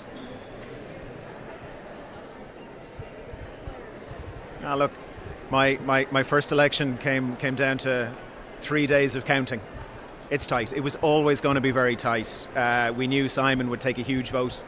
The government vote, if you like, in the constituency was strong, actually. But when you're sharing a constituency in a hometown with a Taoiseach and moving from a 5-seater to a 4-seater, when you put those two things together, obviously it creates a lot of pressure. So I think we all knew it was going to come down to the final seat. It was going to come down to transfers. So we'll see.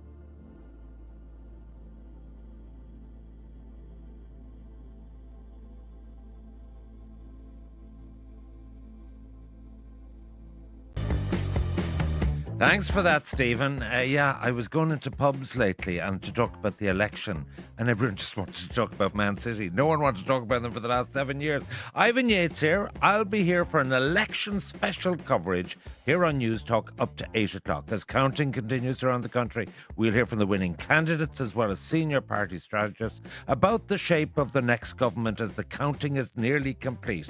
But before all that, let's get the latest news with Lindsay Dolan. On 106 to 108 FM, on the Newstalk app powered by Gold Out and Smart Speaker.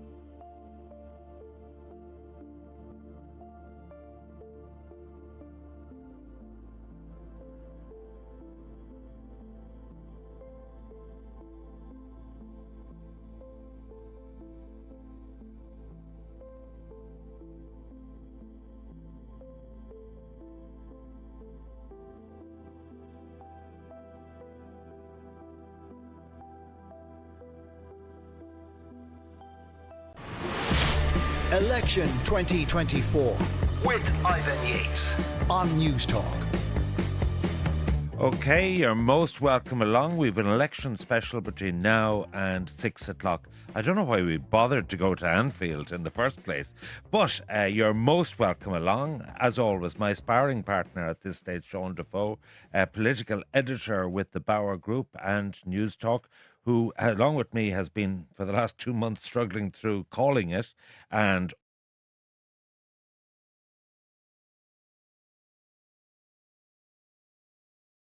all the permutations just tell you how difficult this is. And it's a pleasure to welcome Newstalk, who, along with me, has been for the last 2 months struggling through calling it.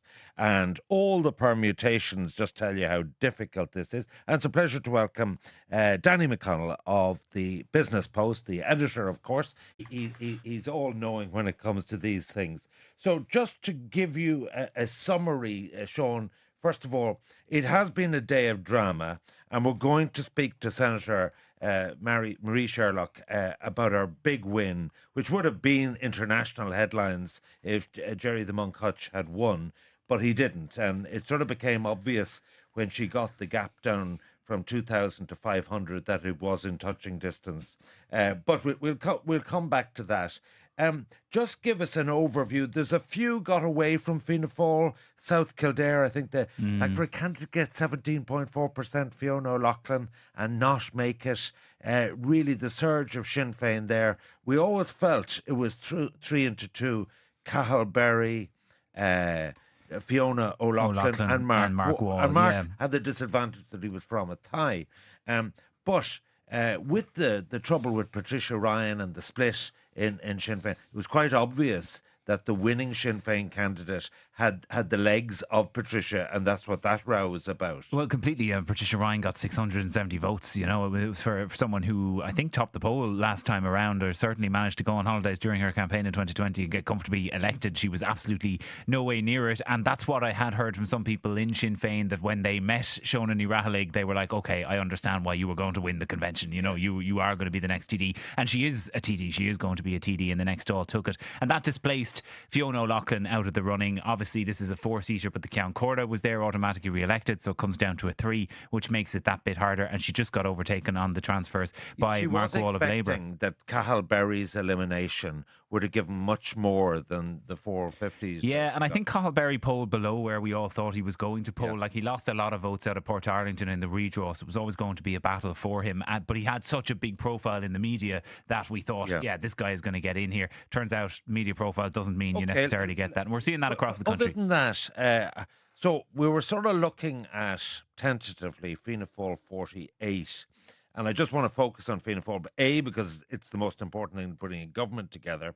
And secondly, the gap between Fine Gael and Fianna Fáil could be a rock on the road if it was more than 10. It could be. So to take where we are. The wins and loses, because we're going to talk to Jack shortly and he will set it out. But just tell me, where should people be focusing their eyes between now and 2 in the morning? So we have, at the moment, 95 seats are actually filled, but we can make a call on much more of them because of the counts that we have. 163 is the calls that we have certainly made at the minute. 11 TDs still, 11 seats still up in the air. And of that, Fianna Fáil are going to get 46 of them that we can fairly confidently predict. The ones that we can't confidently predict but think they might pick up, Cork North Central, they're in a fight for that final seat. Tony Fitzgerald could take a second for Fianna Fáil. He looks to be getting a strong transfer out of Ballincollig, which came into the constituency. He's in a fight with Mick Barry and with the Labour candidate Owen Kenny. Dublin Bay North, they could get a second in Deirdre Heaney. She's ahead of Fine Gael, and at the moment it looks Brabazon like will get a seat. Brabazon will get 1 seat, and then the 5th seat, although Barry Heenahan, who we had tipped as an independent, has been picking up quite a lot of transfers and getting back into the race. He's still, I think, 1,500 votes off Deirdre Heaney to be in that 5th seat. Aoibhinn Tormey just behind her of Fine Gael. So that's not done yet, but could be there. You're looking at Carlow Kilkenny, where 3 seats is still on the table. You're looking at somewhere like Dublin South Central, where Catherine Arda got a very big transfer from Mary Siri Carney and is now at the top of the poll and looks like she could well take a seat there. And then that's pretty much all of their hopes. I suppose we should mention that Stephen Donnelly isn't totally dead and buried in Wicklow. It's an uphill battle, but he is in that scrap with Edward Timmins of Fine Gael. Kerry, is that finalised? Kerry, it looks as though it's going to be 2 in Kerry, all right, that they're not going to get there. Let me just check on what the latest scores on the doors that we have there. So you have Michael Healy-Rae, obviously elected, Pat Daly of Sinn Féin elected, Danny Healy-Rae is very close to the quota, and then Norma Foley is going to take a seat, and Michael Cahill of Fianna Fáil is 680 votes ahead of Billy O'Shea. Okay, Danny. With a Fianna Fáil third to be excluded. Just focusing on Fianna Fáil for a second, of where they might end up. Yeah, so just done a run the numbers in the last hour. I had them between 44 and 48, but I'm kind of was following Fiona O'Loughlin's kind of a mission. I was kind of looking to kind of recast that. Okay, but I think in Kerry, like, it was a toss-up between Micheál Cahill and Billy O'Shea. It looks like Billy O'Shea will lose out. I think as you had forecast, the one medal wasn't sufficient to get him the nod down there. Doesn't mean much in Kerry. No, but like Fianna Fáil have left a couple of seats behind them. You know what I mean? And I think tips out. I think like that was a bit of a long shot. Matty has the Fianna Fáil vote there. Just on Dublin Bay North, how do you see that? Is there a chance of 2? There is a chance of 2 now. They were talking down Deirdre Heaney's chance of of getting in. Like I was on TV with Bertie Ahern last night, and he was sort of downcast about Deirdre Heaney's. But they're a bit more optimistic today about that. I think Brabazon has that. I think Brabazon will take that seat. Yeah.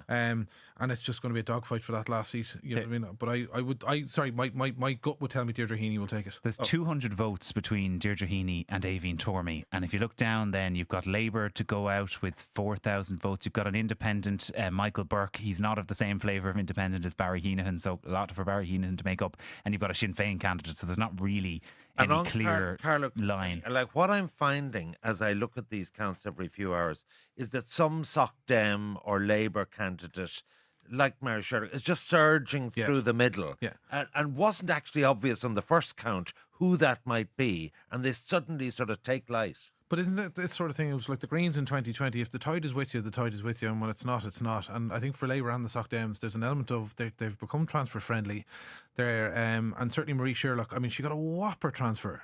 Yeah, whopper transfer. Could I ask you, the slow bicycle race has been won in outstanding fashion by Cavan Monaghan, only produced the first count as late. They were weighing the ballot papers instead of counting them.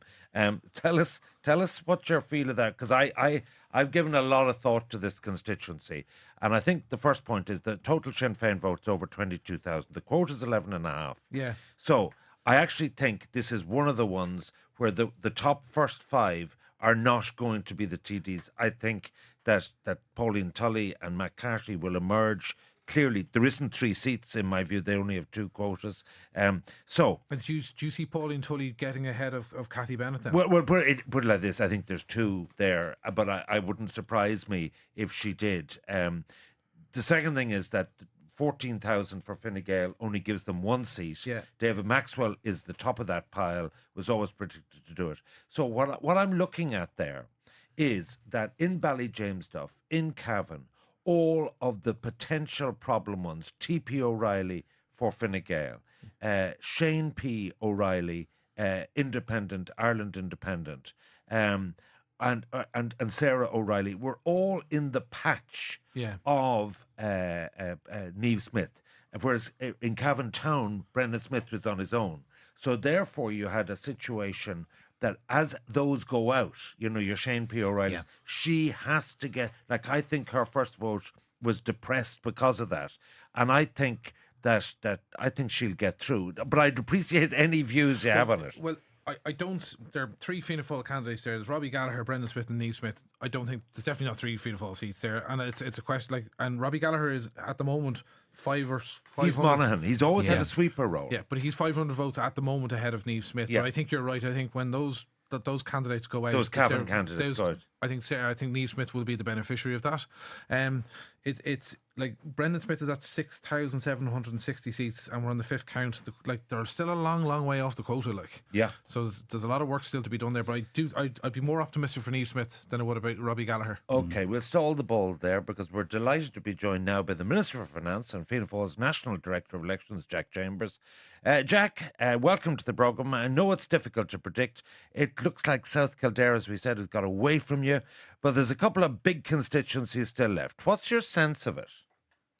Yeah, thanks, Ivan. And I just want to thank everyone across the country for the support for Fianna Fáil and a really positive day for the party. We're disappointed that Kildare South wasn't converted, but Fiona ran an excellent campaign. But look, we're still in the mix. Dublin Bay North, for example, in the mix for 2 seats. It looks like it'll be Fianna Fáil or Fine Gael.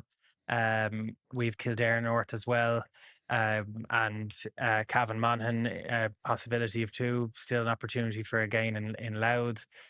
So across the board, where there are those marginal calls, where it looks like we're going to gain many of them, and really puts us in a really strong position when the final seat total is calculated. In Dublin, there certainly has been a better day than the last day. It looks like Shea Brennan, Shane Moynihan. Just talk us through your Dublin scenario. So at the moment, it looks like, first of all, we're holding all of our seats, and where we had where Sean Haughey has retired, as I've said, we're in for a possibility, outside chance of a second seat with Deirdre Heaney there for the 5th seat. But Dublin Rathdown with Shea Brennan, that's been an area we haven't had a seat since 2007, will be a really positive gain for us, and looks like he'll do it. Shane Moynihan in Dublin Midwest, previously had John Kern in that constituency. He ran an excellent campaign, built a really good base as a councillor and fought a really excellent brought really excellent grassroots momentum, and looks like he'll take a seat. And then Catherine Arda's in the mix. We know that Dublin South Central is always extremely tight, but it looks like she at the moment is in a very strong position, and it looks like she could take a seat. So that would be, there's a possibility of 3 to 4 extra seats in Dublin for Fianna Fáil, which is strong growth for the party in the capital. And it'll represent a real recovery when you take the party only having the late Brian Lennon in my own constituency in 2011. We obviously had we didn't maybe make the gains we would have liked in 2020. And even with the local elections, there was mixed results across Dublin. So I think a good day for us in Dublin, and it sets us out well to continue to grow the party in the capital, which is important for the future. Some are impossible to predict. Somewhere between 46 and 50, would that be the sort of territory we'd be looking at? I think as you know, when we're calculating these things, I always try to be careful with the estimates, but we're definitely at mid-40s, and we've serious opportunities for gains above that. So I'd like to think we'll convert some of them. So we'll certainly be, I think, a little bit above the mid-40s. And but look, it'll come down to transfers. You saw Kildare South. I would have said yesterday that she got 17.4% on the first count. So it's very, very tough. Looking at the approach, and I know you can't jump your fences before you come to them. It looks like the combined total will be 80 something. Do you have any principled approach to a programme for government about independence versus any particular party? We've yet to, I suppose we're going to respect the democratic process we're in. The party has yet to discuss that. We were obviously clear around the type of government we wanted to see formed if we were given the opportunity around supporting the enterprise economy, driving affordability, and home ownership being at the centre of a future government, and then protecting the economy being centrally important as well. But we've yet to have those internal discussions, and we have to see what the final arithmetic and seat total is, and we want to obviously speak to the broader political centre about what's possible. But I think, unlike the last time, I think there is a clear route to government now, and I think the Irish people have strengthened the political centre when you take the broader seat gains we're seeing for the two bigger political parties that are obviously in the outgoing government. And obviously there is a little bit of a rock on the road insofar as if there was clear blue water between FF and FG, the presumption of rotation might have to be altered pro rata time-wise or something like that? Well, look, there's a lot of kind of speculation on that. I think, look, what has worked well in the last 4.5 years is obviously the principles of mutual respect. And I think whenever the starting point happens on broader government discussions, it'll be on substance, on policy, and on the ingredients to form a government that works and can last. And we're not going kind of speculating on the kind of timelines around positions and what positions might be. I think it's important to ground whatever a programme for government is on substance and on the policy direction. Just on the day job as Minister for Finance, people will be wondering, okay, so you needed 10 days to kind of recalibrate after an election, assess the arithmetic and so on. From a budgetary perspective, could the negotiations drag into February? Is there, in your mind, any sort of financial planning, public administration, public expenditure, budgetary thing? There was a lot of promises of things within 100 days of another budget by different parties. What's your time frame in mind? Is it urgent or not?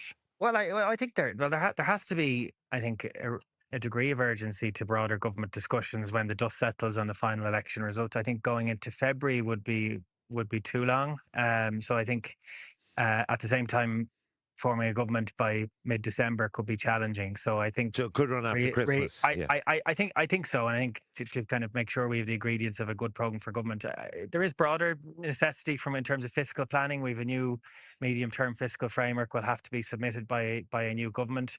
There are clouds on the horizon that everyone is familiar with tariffs and protectionism starting to move greater into picture when it comes to the European Union and indeed the US. So a new government will have to consider all those challenges in 2025, and the medium-term fiscal plan will be really important to set out the broader fiscal trajectory for Ireland over the next number of years. And obviously maintaining a surplus, reducing our debt and protecting the funds is at the centre of our economic framework that we set out in our own manifesto, and I think will be really important to underpin whatever spending our tax plans are prioritised, that we can make sure any decisions we take can be sustained into the medium term. I think that has to be at the centre of any programme that's discussed. Finally, Dublin West. We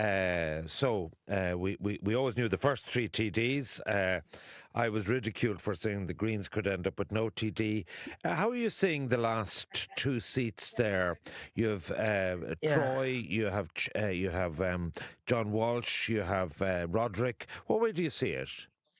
I think Ruth will be elected, and I think the gap between Roderick and John Walsh is probably too large for John to narrow, and I still expect Roderick to pick up sufficient transfers to be elected as the fifth TD in Dublin West. That's the general direction, I think. But to be fair to you, Ivan, I know you often get slagged for your predictions, but you weren't too far on this occasion in terms of the wider seats. Yes. So you'll have to get your own back on whoever was saying it.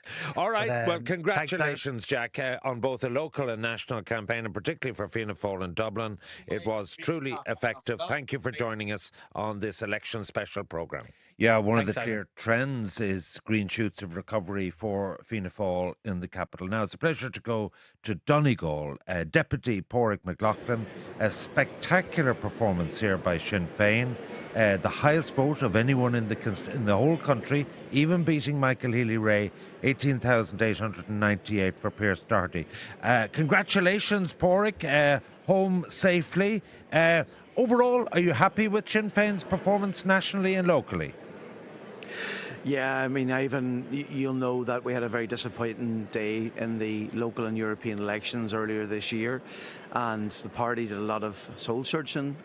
We would listen to our members, to those who support us, and I think to come from that result to where we are now, where you have we're going to increase the number of seats. I think we're going to have the guts of 7, 8 new TDs joining our team. Seat gains, I was just looking there. Anne Graves has been elected in Fingal East, Fintan O'Sullivan and Wicklow Wexford Louis O'Hara in Galway East, and Conor McGuinness, and that's a big result in Waterford, as you know. Yeah, in fact, the spread around the country, it goes beyond the cities, is the most striking feature of that. About 40, is that what you're looking at? Yeah, so, I was just looking. Yeah, it'll be approaching 40, and I mean that like 37 in 2020, as was a huge advance for us. And I'd say that a lot of pundits, when they looked at our performance earlier this year in the local and European, they wouldn't have said we were going to be taking more seats in this election. So we've got a situation now where we have received a strong mandate. There is a strong mandate for change, not just for Sinn Féin. You see Labour, Soc Dems, some progressive independents being elected there. So, there is a discussion we have to have in the first instance now around, can we form a bloc, a vision, a joint platform that makes it just not a foregone conclusion that Fianna Fáil and Fine Gael march back into government. Right. Well, good luck with that one. I have to go to account in Rathdown, but just to say, Pádraig, if you're still there, who do you call the last seat for? It is a real dogfight between, I think, Thomas Pringle and Charlie McConlogue. We think the 100% Redress Party will come through now and take a seat. So it's a dogfight. And as you know, Thomas Pringle is the great survivor here in Donegal, and you could never rule him out. All right, thank you and congratulations. Let's go to account now live in Dublin, Rathdown. 8,096.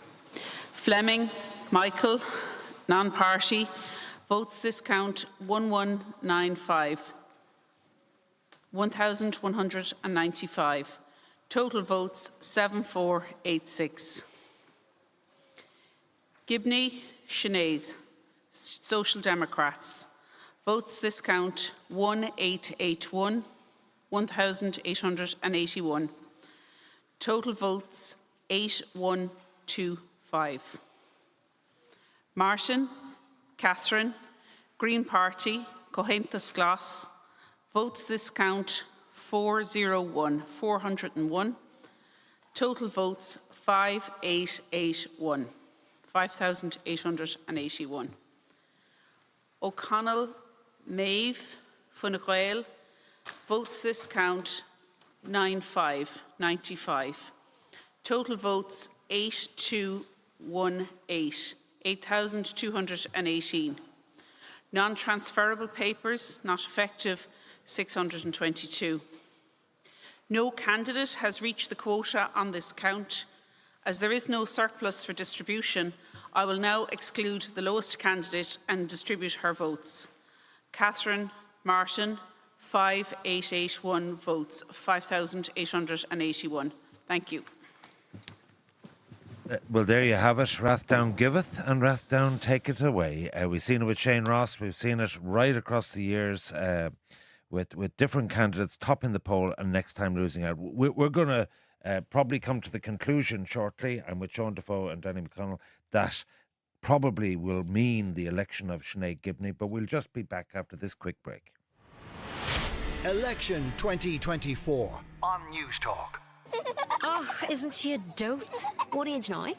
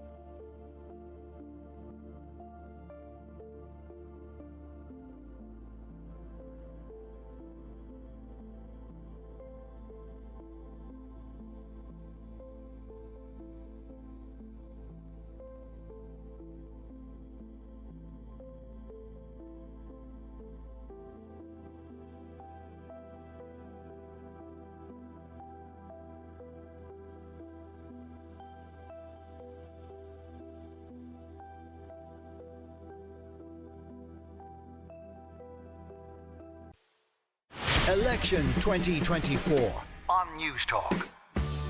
You're listening to an election special. We're with you till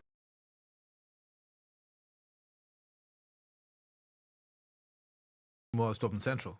Now, I'm not just saying because I live there, but it is the most curious of all constituencies. Geographically tiny, you can get over the line on a pretty low quota.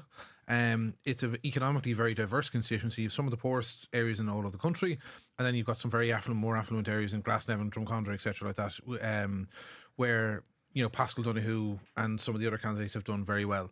But like more than the Monk coming in, there was the Claire Daly effect. You know what I mean? Someone kind of bouncing in. Who would have thought? You know, Another big name. Another big name coming in.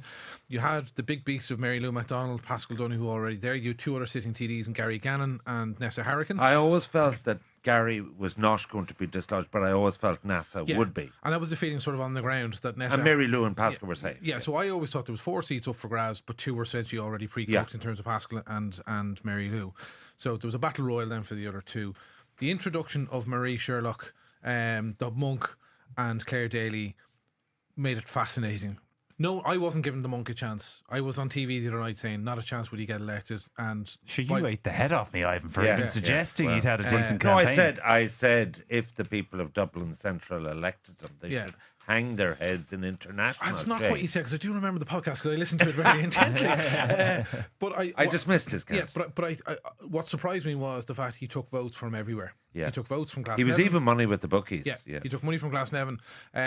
But I think there's a huge collective sigh of relief that Marie Sherlock has essentially won the day. Well, I'm delighted to welcome now the victorious winner of that final seat in Dublin Central, Labour's Senator, now Deputy, Marie Sherlock. Marie, you must be ecstatic. Well, look, I think we're very relieved and we are thrilled, Ivan, to have taken the seat. Look, you know, this is a vindication of the work that we have been doing on the ground over the last 4 years. It's a vindication of I think the party and our enormous work in terms of, you know, very clearly calling out that we have to have change. And, you know, at the end of the day, I think anybody who hasn't been looking at the constituency seriously would probably say this is a kind of a shock result, but we don't believe that that's the case. There was many people who wrote us off, I think including yourself, Ivan, but anyway, we won't hold that against you. But the reality is that, like, we've been working extremely hard on the ground and always believed that we were a real threat, you know, to the final shake-up. And absolutely thrilled now to be elected as a TD for Dublin Central. Well, congratulations, and it was clearly on transfers. Tell us a little bit about the drama of the count. After the first count, were you confident? What way did you read it? Well, I think after the first count, it was very clear that because I was in then 5th position and Gerry Hutch was just ahead of me, that it was obviously going to boil down to the 2 of us. And the reality is that, you know, I think ultimately it was I suppose a number of key factors: Ona Canavan's transfers, Gary Gannon, and then outgoing TD Nessa Harrigan and Mary Fitzpatrick that really, I suppose, ensured, you know, got me over the line. But, you know, at the end of the day, we always knew that we were going to get, or always believed that we would get a good, strong preference vote, and that ultimately that our transfers would come from right across the board, right across the constituency, because of a reflection of the huge effort we have put in. And it's not just my effort, but an enormous team effort within Dublin Central over the last few years. Now, the vote for Gerry Hutch, for people outside of Dublin Central, would think it almost incredulous, would do so well. Well, look, I think at the end of the day, it's up to anybody to put themselves forward for election, and that is what happened in Dublin Central. And, you know, but the reality is that I have been elected as a TD now, and not Gerry Hutch in Dublin Central. And I suppose the thing is that this is the beauty of democracy, that anybody can put themselves forward, and it's up to the electorate to decide who they want to represent them in Dáil Éireann. And do you think the media gave him a celebrity status that effectively was free marketing? Well, now, I have been, I suppose, privately very critical over the last 3 weeks because, I felt there was an element of people not even bothering to look at what was actually going on in the constituency in terms of our own work rate. So, you know, many analysis didn't even include us as being a potential threat. But secondly, then, you know, there was, I do believe, a disproportionate amount of publicity going to what I might call celebrity candidates, of which Gerry Hutch was one, but there was, you know, Claire Daly was another, yeah. Absolutely. And the reality is that, you know, voters, and we have to give voters credit, you know, they know who's going to represent their communities. They know who's going to actually speak out. And my politics has always been not just about shouting from the sidelines, but going in there and delivering on both a small and a larger scale, depending on the size of the issue. But not just shouting from the sidelines, but a real determination to fix the issue and also have a vision for how our city and our country should be run. Two background questions. The name Sherlock, I was in the Dáil with Joe, and I've known and interviewed many times Sean. What is the family connection, or any? So Joe was my uncle and Sean is my first cousin, and I suppose I'm thrilled that my parents are here today. It's quite an emotional day for my dad. There was a Sherlock name in the ballot paper since 1967, so this is the first general election in Cork East where Sherlock isn't on the ballot paper. But certainly my father beyond thrilled that I'm running here in Dublin. Dublin's been my home now for 24 years, and Dublin Central, of course, is the great melting pot, one of the most diverse constituencies in the country. So delighted to be continuing that proud family tradition. Okay, and a very proud day for the Sherlock family, especially as Sean has stepped away from politics. So Joe Costello was there in my day in Central, and there has always been a Labour tradition. Have you had to rebuild the organisation, and what part of the constituency are you strongest in? So Joe Costello, obviously over 40 years, has had an incredible tradition of enormous work in Dublin Central, and lost his seat in 2016, and effectively I became elected in 2019 and had to effectively rebuild the constituency, and indeed I've been very fortunate to receive support from Joe. But there's a whole new generation of people there now, effectively leading the constituency, and it's not just about me today. It's the many people who have given countless hours day and night to ensuring that we would take a seat today. And for that, I am enormously grateful. Finally, looking forward to the next few years, do you think the Labour Party is best served in opposition? Soc Dems have had considerable wins. Sinn Féin are claiming victory. What's your outlook, both in terms of the left and in terms of the level of deprivation in Dublin Central? What would you like to achieve? Well, I think just in terms of the reality in Dublin Central is that we cannot continue the way we are. In terms of when you look at the huge scale of housing need, and even those in social housing and the shocking conditions that some have to live in, but also in terms of the huge absence of childcare and our call for public childcare system. So I'm absolutely determined that while I've made some impact as a senator over the last few years, that I will make an even bigger impact as a TD, and that work starts Monday morning. With regards to the Labour Party, we are thrilled that we're making a number of gains today. Mark Wall is looking good in Kildare South. Rob O'Donoghue obviously in Fingal is it East, and there may be gains, and Kieran Ahern in Dublin Southwest. And so, that we're making gains today is a fantastic vindication of the work we've been doing. And with regards to the Labour Party, has always been, a party that wants to go into government, not content to shout from the sidelines, but going in to actually make real change. But we'll have to look at the numbers now. We've been very clear. Fianna Fail and Fine Gael have been treating the whole conversation about coalition government like a three-handed reel. One steps out, another steps in. And I'm crystal clear, and our party leader's been crystal clear, that we will not be going in to make up the numbers. We want to form a common platform post-election with the other parties that we share values with, and then we can go in and see if a deal can be done or not. But the starting point has to be a conversation with those other smaller parties. Okay, no longer Senator, now TD. Deputy Mary Sherlock, congratulations. We wish you a long and successful tenure in Dáil Éireann. Thank you. Right, we're joined by the man himself, Sean Dorgan. Various times I've called him the comical alley of Fianna Fail, but he's the best man to claim credit when they get a bonus seat. And of course he blames the pundits then if anything goes wrong. You're most welcome, Sean. You're happy? Oh, Ivan, that's very unfair. That's very unfair. You never know me any other way. That's true. That's very true. So look, I think, are we happy? Yes, we are. I mean, elections are tough for every candidate and every party. But in terms of where we are this evening, I think from our point of view, we will be the largest party in terms of first preference vote. We will be the largest party by, relatively speaking, I think, a fair enough distance in terms of seats in Dáil Éireann, in the next Dáil. And I think if you look at where we started, our punditry on the results, let's say on Friday night when the exit poll was published.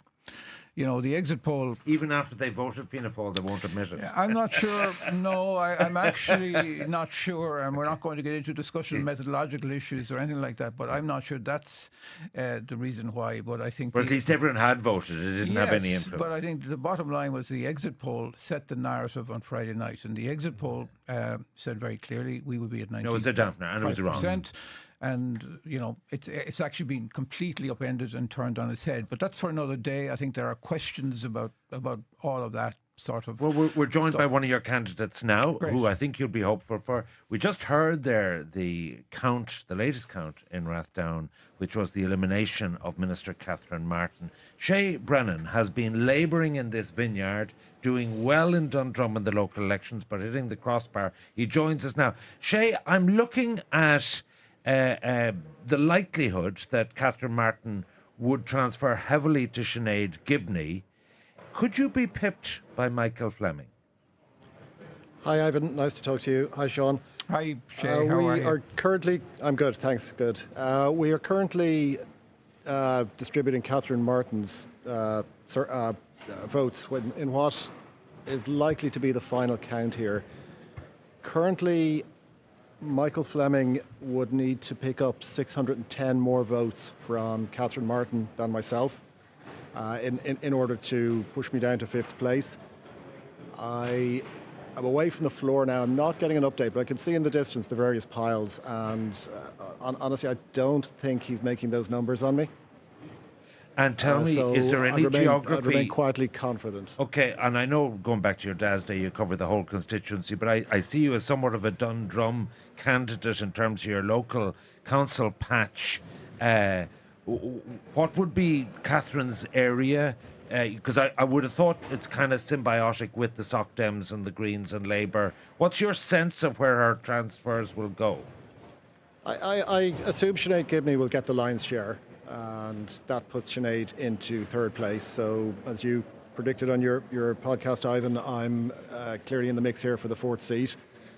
In terms Don't of let geography, me down again. I wouldn't do that to you. In terms of geography, Catherine represented Dundrum on the council on DLR with me back in the day, and she was a teacher in a school local to Dundrum, St. Tiernan. So I think her geography would be closer to mine. Okay. But I'm reasonably well known in the constituency for my views on active travel, etc. And that has got me green transfers in the past. So I'm hoping that comes through for me again now. Well, look, we wish you the very best of luck. You've been labouring, as I say, in the vineyard, and you know, you have earned it at this stage. So we wish you well, and we'll be revealing it as it happens. This is the last count is vital. Yeah, it is. I think he's odds on. I think he's odds on. Yeah, I think Michael Fleming's going to lose out there. As he says, Sinead Gibney is going to get in, and then Shay Brennan will be over the line. So we were 3 out of 4 there. We didn't have Gibney, we had Michael Fleming. But sure, look, and it looks as though that will be 12 seats then or 11 seats for the Soc Dems. They're having a great day on top of Owen Hayes taking out Chris Andrews in Dublin Bay South. Okay. I've more slagging for Sean Dorgan after this quick break. Election 2024 on Newstalk.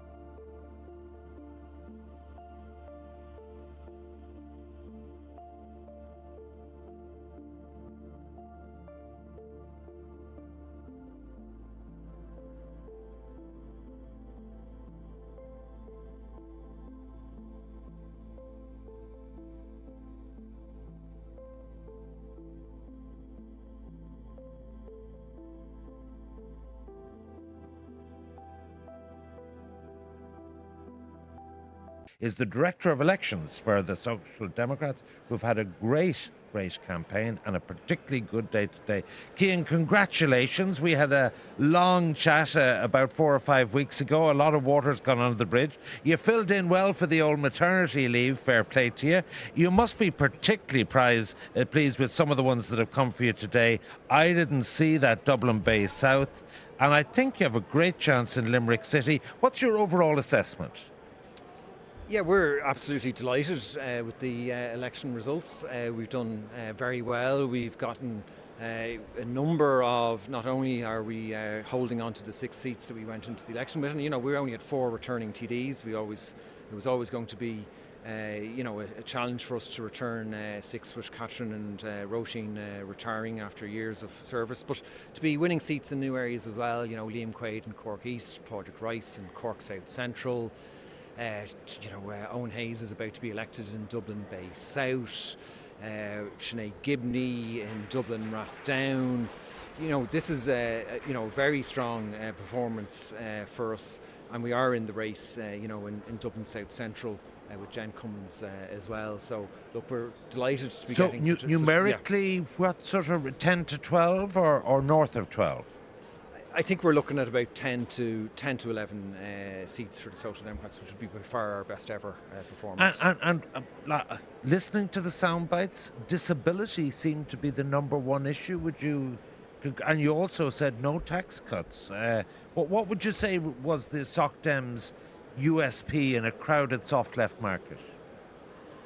Look, I think there was a lot of issues that really resonated with voters. You know, housing was a huge one, but disability absolutely came up on the doors time and again during the election campaign. I met every day, every canvass, parents with children with additional needs, disabilities, waiting years to get assessments of needs, then waiting years to get some level of services or supports, or not getting those at all. That entire system is highly broken. So, you know, that is one of the issues that certainly came up with people.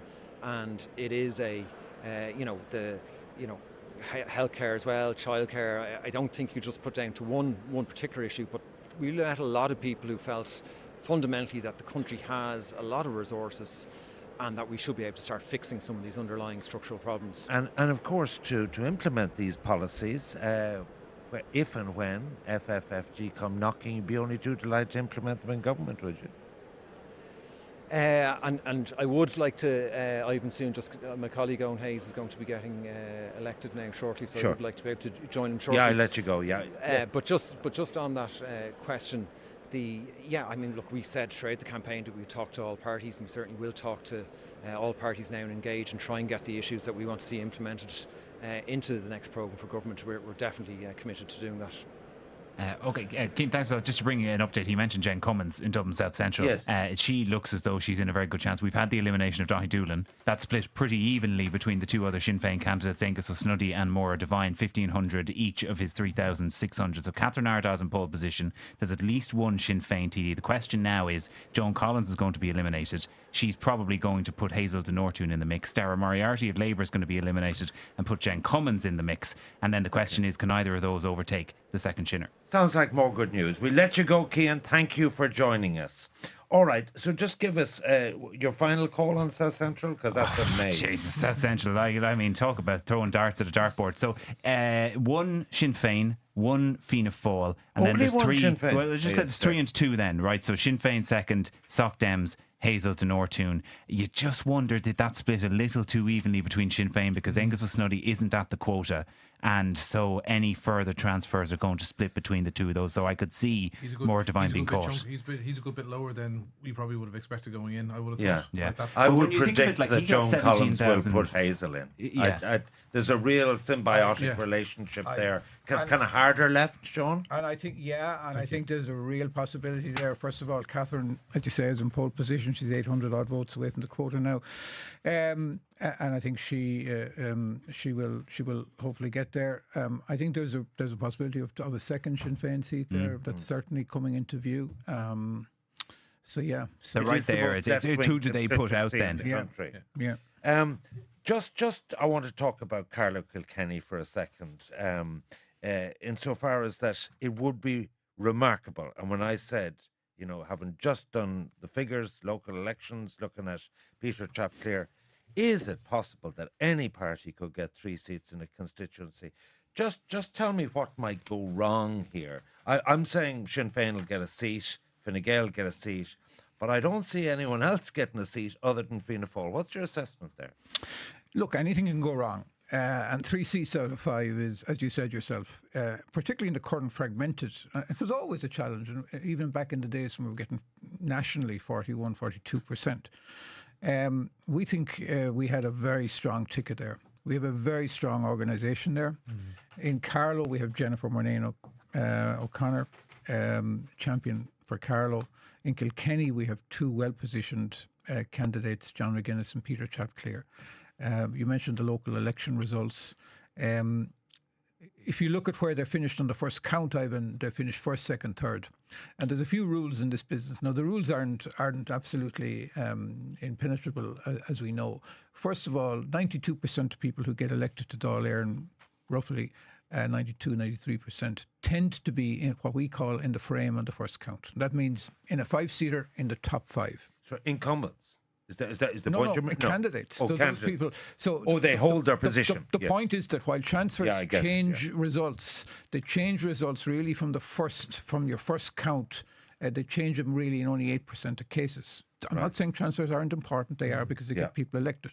That doesn't mean it can't happen. But right now we are positioned first, second, third.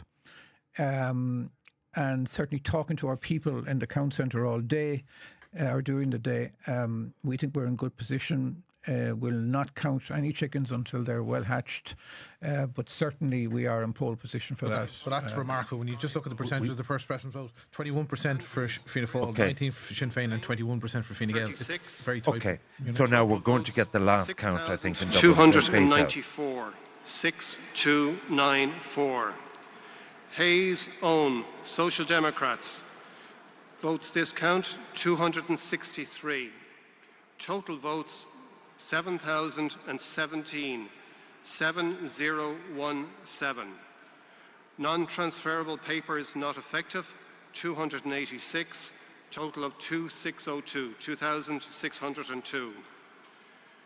There is 1 vacancy remaining to be filled, and as the votes of the highest continuing candidate exceed the total votes of all the other continuing candidates, I deem the highest continuing candidate to be elected. Owen Hayes, 7,017 votes. Danny, what do you make of that? That's an incredible result. I mean, that is an incredible result. Because the perception was that Hazel Chu would be the one fighting out, that Chris Andrews wasn't safe. You know, the gentrification of that constituency and Ringsend meant that there wasn't a lot of real hardcore working class people. But like Eamon Ryan's seat has held it and literally ground that seat out. Previously, obviously he was retiring. Hazel Chu was a high profile figure, but had cut a sort of anti-establishment figure within the Green Party, was sort of anti going into power, anti going into government with Fine Gael and Fianna Fáil. She got a double quota in the local elections in 2020. Kind of had a much poorer result in the locals this time round, but to lose out in that fashion is remarkable. So what of course did for poor Chris Andrews was that his brethren in Fianna Fáil gave them a miserable transfer from Jim O'Callaghan. And it kind of almost goes in spite of what Sean was saying earlier. This is the exception to the rule you said earlier. He was 6th on first preferences and just reeled them in on the transfers. Exactly, and as I said, there are 8% of cases that will be like that. So the rule isn't absolute. The one thing about Dublin Bay South, though, is, to be honest, Dublin Bay South was a constituency where Fine Gael should have been targeting 2 seats. Southside Dublin. We're very happy with Jim O'Callaghan's vote. Jim O'Callaghan got a magnificent vote. He had a great campaign, and congratulations to Jim. He was elected earlier. That's a great result for him. But to be fair, that is a good result in Bay South for the Sock Dams. What was behind Sean? Because in fairness, Fianna Fáil have had an excellent campaign, relatively speaking, in Dublin. Like, what was the difference this time around to say 2020 or even 2016? Well, you see, there's a few things. I suppose number one, and you know, we've come from a base. In 2011 we had 1 seat in Dublin, and that sadly went down to 1-0 afterwards when Brian Lenihan passed away. In 2016 we upped that, increased that to 6. In 2020, marginal increase to 7. This year, we think we can take it to 10. And the significance of that is, now, if we are successful in Bay North, that will go to 11. But the significance of that is that if you look at the other parties, Fine Gael are around 10, 11 in Dublin right now, or will be after this election. Sinn Féin will be around something similar in Dublin after this election, maybe 1 or 2 more. So the point is, from our point of view, Dublin was important. And I said it earlier in another station. I remember back in 2011, when we were in that position and in the party, and Micheál said to a few of us at the time, it is not credible for a national party that Fianna Fail was striving to rebuild ourselves as again, to have no representation in the national parliament in Dublin. And Dublin was a key. Now, we always knew it was never going to be sorted by 2016. 49 seats in Dublin. And of course, the greater Dublin area extends into Bray. The narrative feeding into this election was, if you looked at opinion polls at the time, where Fianna Fail really were at 12%, 11%, 13, 14% in Dublin. It was your Achilles heel. Yeah, it was. To be honest, we the local elections were challenging for us in certain parts of Dublin. But lost some seats. Yeah, we did. But to be fair, this was important to us. And, we're looking at our footprint in Dublin now, and I think Shay can hang on. Catherine Arda, Shane Moynihan, I hope, in Dublin, Midwest, and so on. So that puts us in a particularly good position, I believe. We'll be back with the news shortly.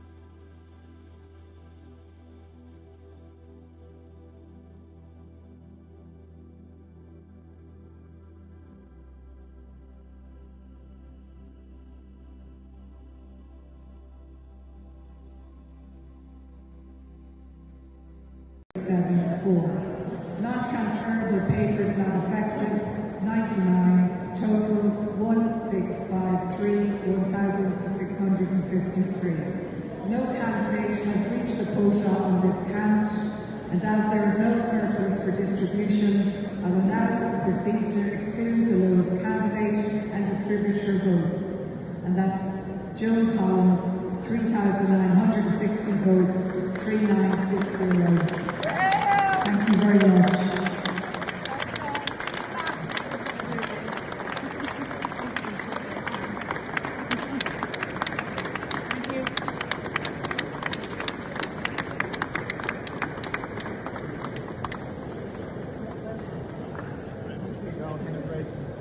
Okay, thank you. One of your words for supporters. I'm not. No, I didn't need to go on. Go,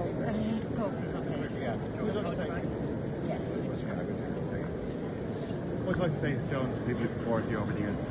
I just want to say to those supporters that it's been really an honour and a privilege to have served them over the last 20 years. I hope whoever is elected will serve them not as good as me, but as best they can in relation to the issues that they're facing on housing, on homelessness, health, education, special needs, referendum for water and public ownership. And I really hope that happens, and I hope that whoever is in the left opposition can bring that legislation back onto the Dáil agenda again when the new Dáil sits. So listen, it's a sad time for me. I really had a pleasure. It's a real pleasure being part of the political activity in the community and that. And we have a bus protest next Saturday, so it's at 1:30 at Bluebell, where we're going to fight to keep our 69 and 68 13 in situ for the people of Bluebell and Inchicore. Does that imply that you're not quite done? I'll always be an activist. I'll always be an activist. And Joe, your reflections on this particular campaign? It was a strange campaign. Obviously, there's a softer left vote that's coming out now from the point of view of the Soc Dems. All due respect to them, I just think they are in favour of softer left than I would be. And I think it looks like Fianna Fail could get back in there again. Respectfully, as a political activist, I wish her well, but we really wanted to keep Fianna Fail and Fine Gael out of the constituency, and we've managed to get the vote in again, looks like. But next time. Would it be a next time for you? I don't think so, but there's other activists coming up from below that are active in the community, and I hope that they would, represent the ideas that I would have and Pat would have. And Nisha and Brian, they're all there. And everybody here, For you personally, this could be it. I think so, yeah, I think so. 20 years, in my 60s. Thanks. And thank you. Shape of the next door. Waterford have elected its 4 TDs. The outcome in the Daoise will be seen as a big win for Sinn Féin. Our reporter Aoife Kearns is there. It's all over here in Waterford with 4 TDs elected. They are Sinn Féin's David Cullinan, Fine Gael's John Cummins, Fianna Fáil's Mary Butler and Sinn Féin's Conor McGuinness. It finished after the 12th count here, with McGuinness clinching the last seat in what will be seen as a big win for Sinn Féin outside of the border region. He pipped independent Matt Shanahan, who loses his seat in the Dáil, as does Mark O'Cosig of the Green Party. And on a lighter note, the musical duo behind the Eurovision hit Rock and Roll Kids are hoping their new single, We'll Be Missing You This Christmas, will make it to the charts in December. Paul Harrington and Charlie McGettigan, who won the Eurovision for Ireland in 1994, are releasing the single in aid of Our Lady's Hospice and Care Services. Paul Harrington said he's hoping the song will help raise much needed funds. The songwriters, John Quinn, Nick Dimes and Gary Dixon, they actually very generously allowed us to give this over to the hospice this year. You can still download the song for £2. It goes to the hospice, which is great. So who knows? The byproduct of that is it may even go into the chart. Who knows? And that's it for now. I'm back at 8.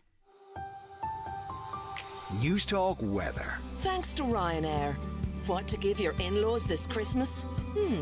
Send them packing with a Ryanair gift card. Clear spells and scattered showers tonight. Cold with lows of 1 to 5 degrees. Now you're up to date on Newstalk. Election 2024 with Ivan Yates on Newstalk.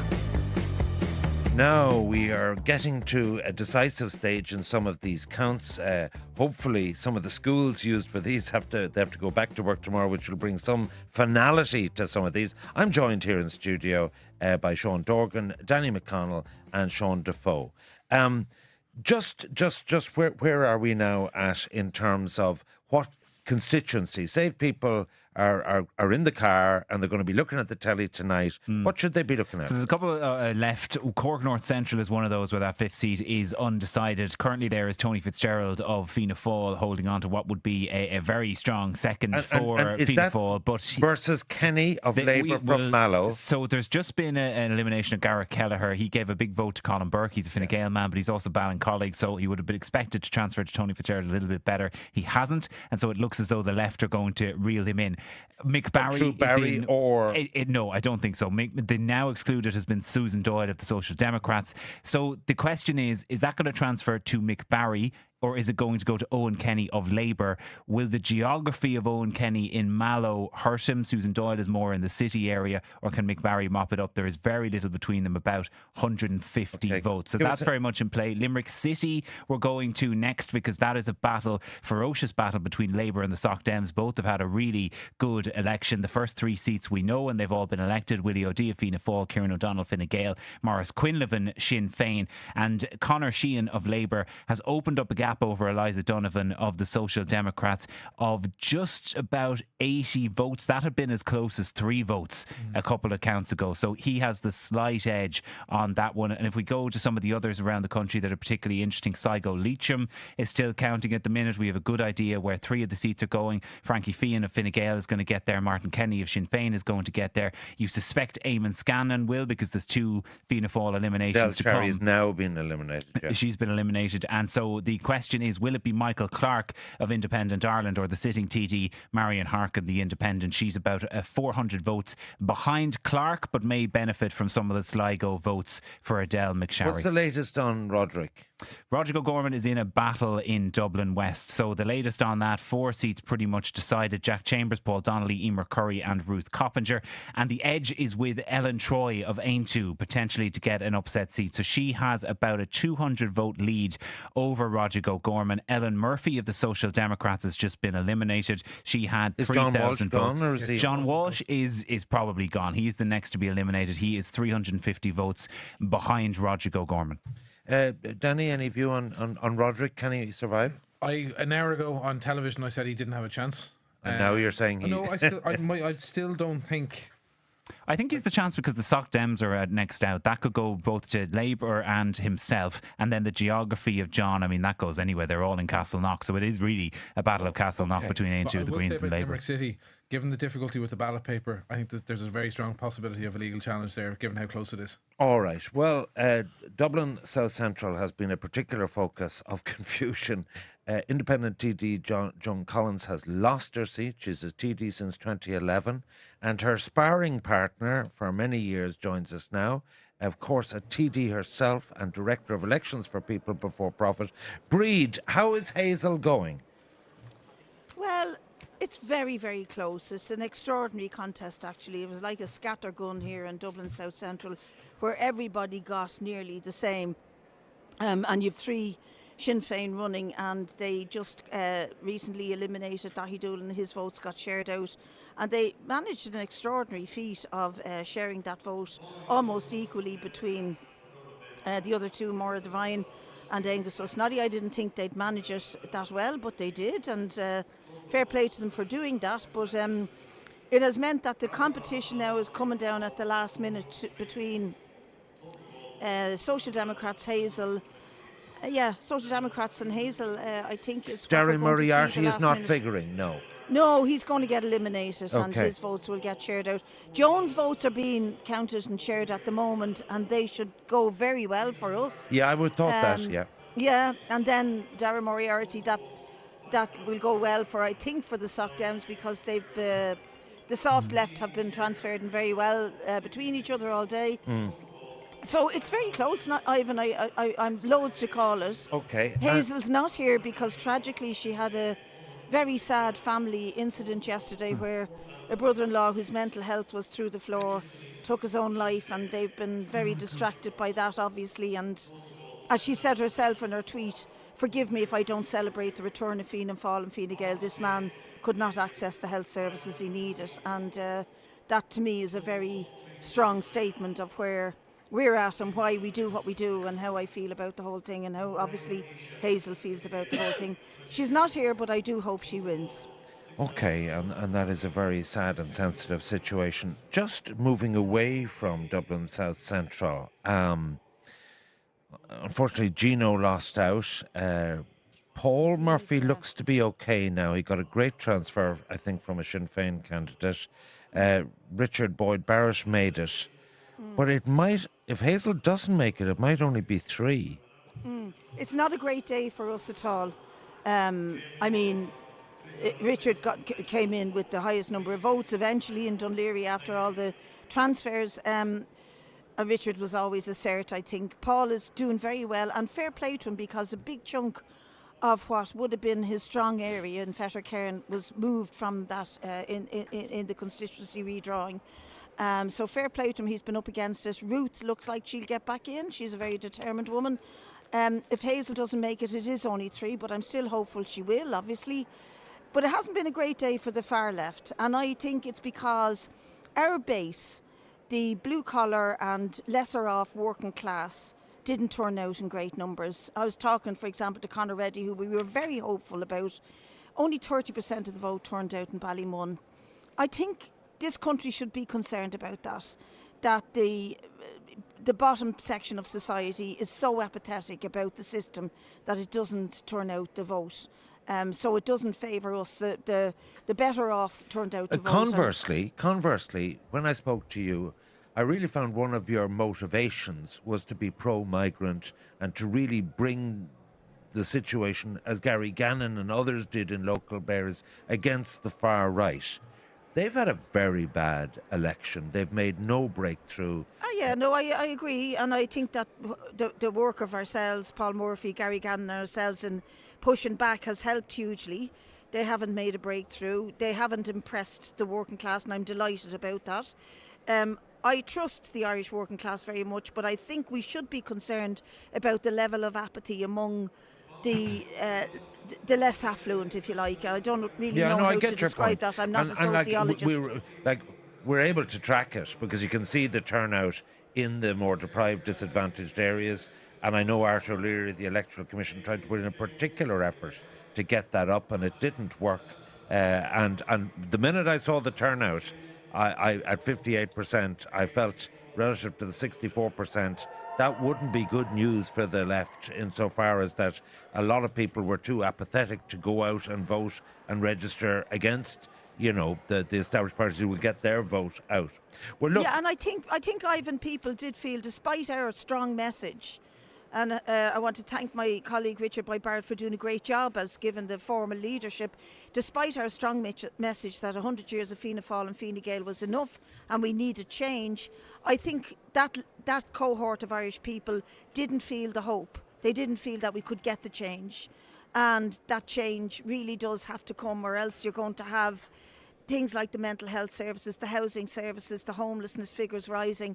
That isn't going to change unless we fundamentally change who leads the country. Okay. And well, Breed, all I can say is it hasn't been a great day for us, but I want to thank everybody who did support us. I'm leaving Parliament to get involved in real politics, as Tony Benn once said, and I hope to lead movements on the street. I just want to say how much I enjoyed knocking spots off you and you cutting the guts out of me on the Tonight Show over the years. I really enjoyed it all. Yeah, and, I'm glad you said cutting the guts out of you, because I thought I knocked more spots off. Oh, you did? Oh, of course. That goes without question. Thank you, Breed, and good luck to Hazel. Okay, so let's talk government formation. Let's talk government formation. Just before we do that, could I just make one point, and it's a bit of a nerdy point, so you'll not tolerate me for too long.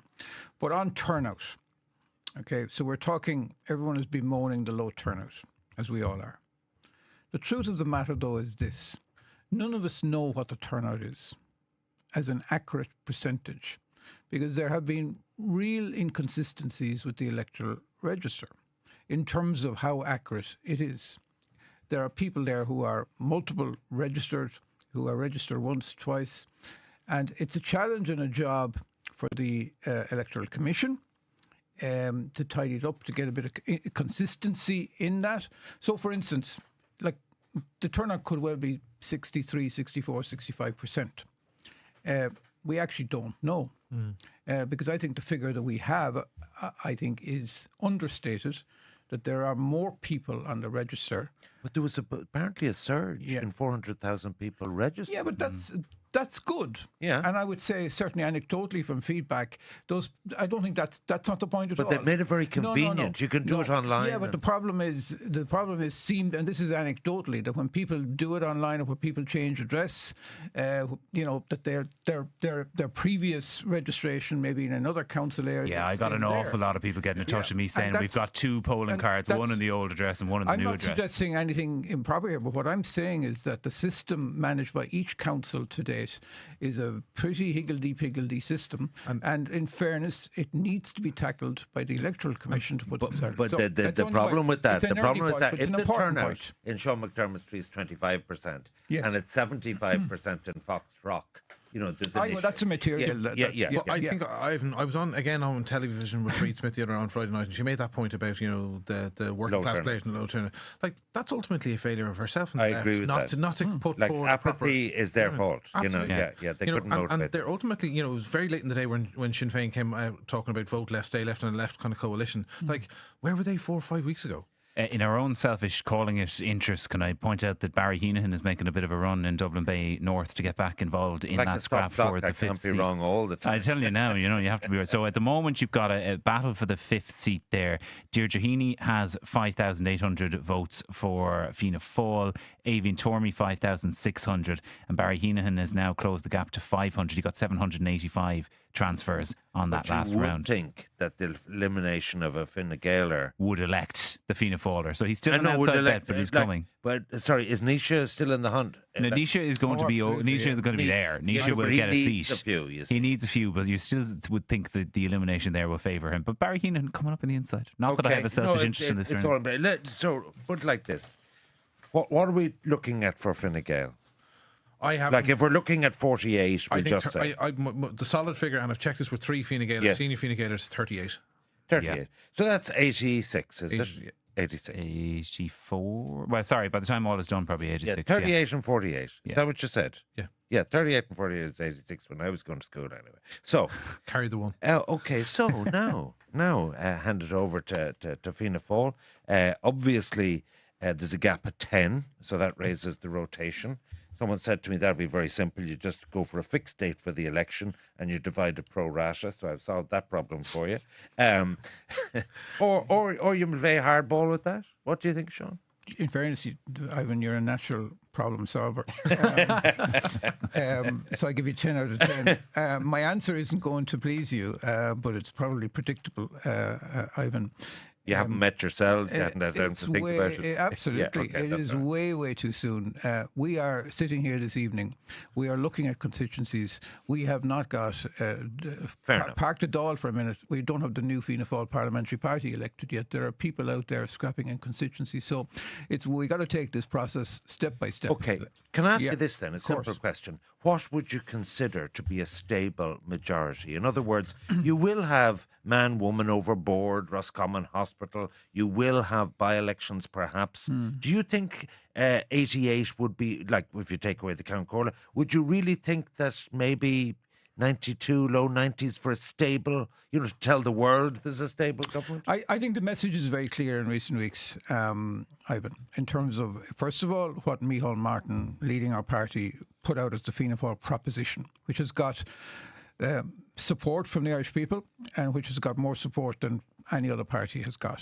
So that is that people are looking for a sensible, pragmatic, serious programme for the next 5 years. Okay. They're looking for a stable government. I'm not going to answer your question. That's all right. Let's go to Marion Harkin. We have Marion Harkin. Yeah. Marion, I am surprised that you find yourself in this position. Does it look to me one Fine Gael, one Fianna Fáil, one Sinn Féin, straightforward, and you and Michael Clark are in a fight for the last seat, or have I missed something? No, you've missed nothing, Ivan. And that doesn't surprise me. But that's how it seems at the moment. And give me a pathway for you to do it. It would depend on Sligo town candidates, would it? Well, I mean, I suppose yesterday we had done a lot of tallies, and we're, I suppose, political nerds. We keep doing tallies, even when the first tally is over. We're still counting number 2s everywhere and then 3s. We're counting piles of votes, etc.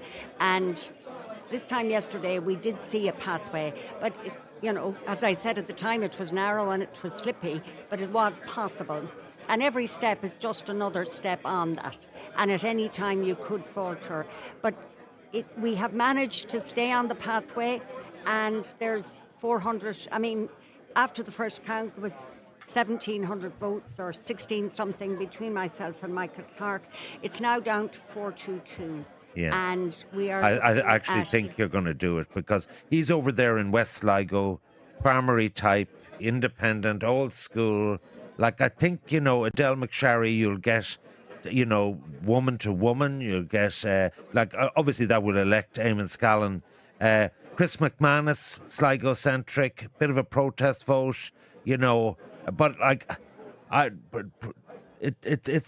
didn't think you'd be in this situation, to be honest with you.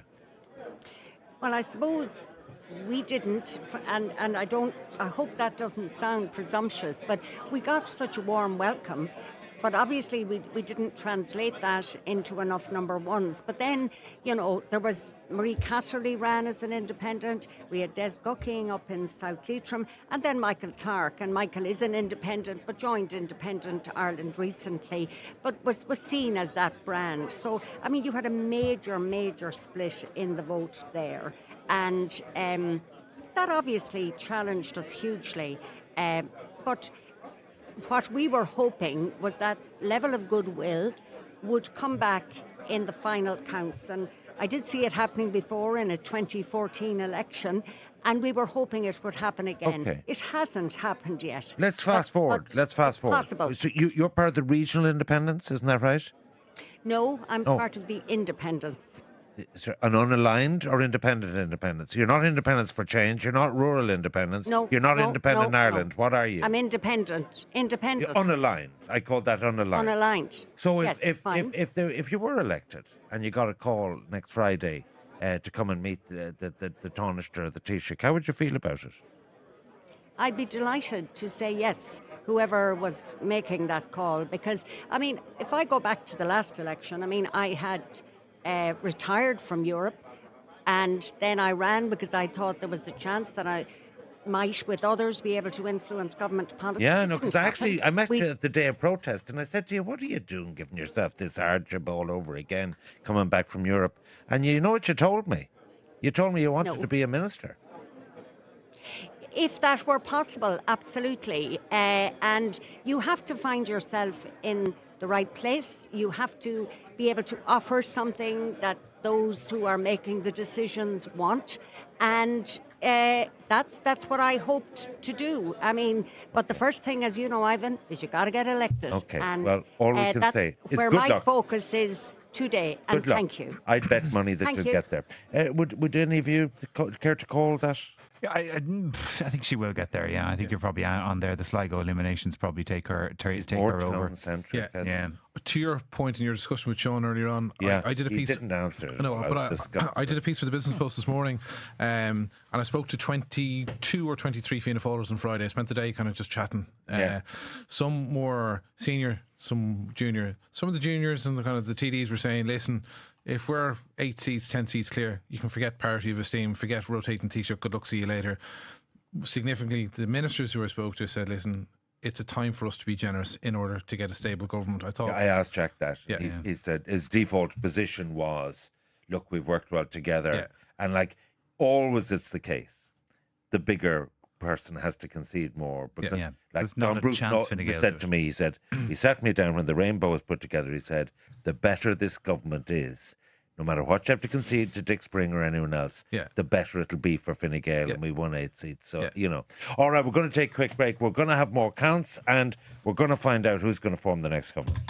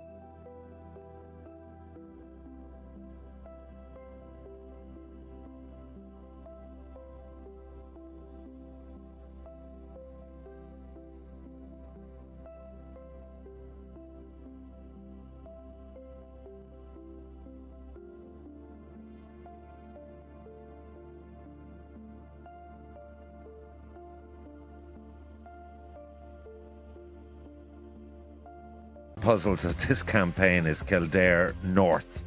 Do we have clarity? We're joined by the person who was selected to replace Catherine Murphy, although he wasn't from her local town of Leixlip, as I understand it, from Clane. And Aidan Farley has done very, very well. He's standing on 9,207 in second place behind James Lawless, and he joins us on the line. It seems congratulations are in order, Aidan. Hey, Ivan, thanks so much. Thank you. It's So been a really wonderful couple of days. Yes, and tell me, you also saw off the challenge of Bill Clear, because he wasn't selected and stood in Naas as an independent. So that was challenging for your first big electoral test. Absolutely, and Bill is and continues to be a great friend, and we both, I think, ran very impressive campaigns, but I have to say, we in the Social Democrats have a branch. We've tallied probably about 73 or 4 different people at some stage have been part of this campaign, whether that's canvassing, leafleting, postering. There's been so much to it, and we're just, I think, for Catherine, for the party to be able to run such a positive and hopeful campaign, I think for the people of Kildare North, I think is very reflective of what we as Social Democrats could bring to the next term in the Dáil. Okay, and good luck with all of that. James Lawless, yourself and Ria de Cronin look to me to be safe. Just tell me what your personal opinion is. Surely there's one Fine Gael seat if Evie Salmon has now been eliminated. What's your assessment of the last 2 seats, please? I think it's very tight. I think the count staff who've done an incredible job so far are probably in for a long night, because you've got the likes of Nisha O'Carroll, Joe Neville and Bernard Durkin, of course, still very much in the hunt. So it's go on this, but I wish them all the very best of luck. It looks like, all going well, we might be elected on the next 2 counts. We're probably about 150 to 200 votes shy. So after that, then it's going to probably take quite a time to go through the other candidates. But they've all ran fantastic campaigns. The energy that we've all brought on different panels or at different debates, really it's a very hopeful time for Kildare North and indeed the entire county to start delivering on some of those key issues that we've obviously discussed in previous conversations. Well, congratulations, and I'm sure, no doubt, you'll be speaking to all the good people in Newstalk as your political career evolves. The best of luck and congratulations. Look forward to it, Ivan. Thanks so much for your time. Thank you. Thank you. Bill Clear got 4,373 votes, and you put that in conjunction with Aidan Farley's 9,200. That's a sizable vote for that sort of sock them kind of gene pool. But they had great locals there. Give me some guidance here. What way? Because I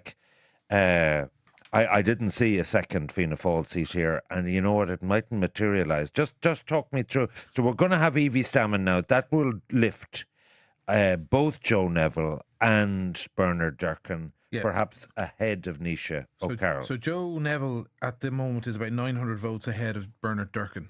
Yeah. So if that Evie Salmon vote breaks evenly for Neville, he should stay ahead of Bernard Durkin. But they could leapfrog Nisha O'Carroll. So then Angela Feeney from Maynooth goes out, will surely favour Ria de Cronin from Maynooth. Nisha from is Maynooth. also there, yeah. But you see, at the moment, Nisha is 4th in a 5-seater. So I agree, there aren't enough votes there for 2 Fine Gael seats. There absolutely will be a Fine Gael seat. So when... I agree it'll be tight, so Joe or Bernard will take that seat. They may well leapfrog Nishi, but he's then down into 5th place in a 5-seater. And I don't see him being caught. No, I think it's fair. I think this is actually fairly straightforward. I think it's 2 Fianna Fáil, 1 Fine Gael, 1 Soc Dem, 1 Sinn Féin. And I think in terms of, again, a lot of the narrative pre-election would have been Fianna Fáil under pressure in the commuter belt in Dublin. For us to take 2 seats, and the only party to take 2 seats in Kildare North, is, by any standard, a magnificent. Well, you tried to get Frank O'Rourke back, didn't you, to run again? Yeah, Frank. Frank did a great job for Barry Cowan as well. He did. Frank is a great colleague and member and friend. He got a lot of hardship in the last election. He did. Yeah, and it upset he him. had, and it was awful what happened to him. Yeah. frankly, and it was. I think he might run for the Senate. It was just the worst type of politics, frankly. no We're doubt. not going to relitigate it, but it was okay. awful. But I think looking at this right now, I think Nishi, who is a great young councillor, I think elected first. Does he have a day job? He does. Is he a teacher? One of Michael I think he's working in an IT company in Dublin, I think. There was. He was a councillor very young. He was a councillor at 25, so he's like spent a decade as a councillor already. He's a first-time candidate and first-time TD at the age of 35. But did he get elected? No, he was elected. He was elected in 2019. Okay. Oh, yeah, he's been a councillor for a long time. 14. But the question here is, Fine Gael ran three people here. Yeah. And has that handed you the seat there?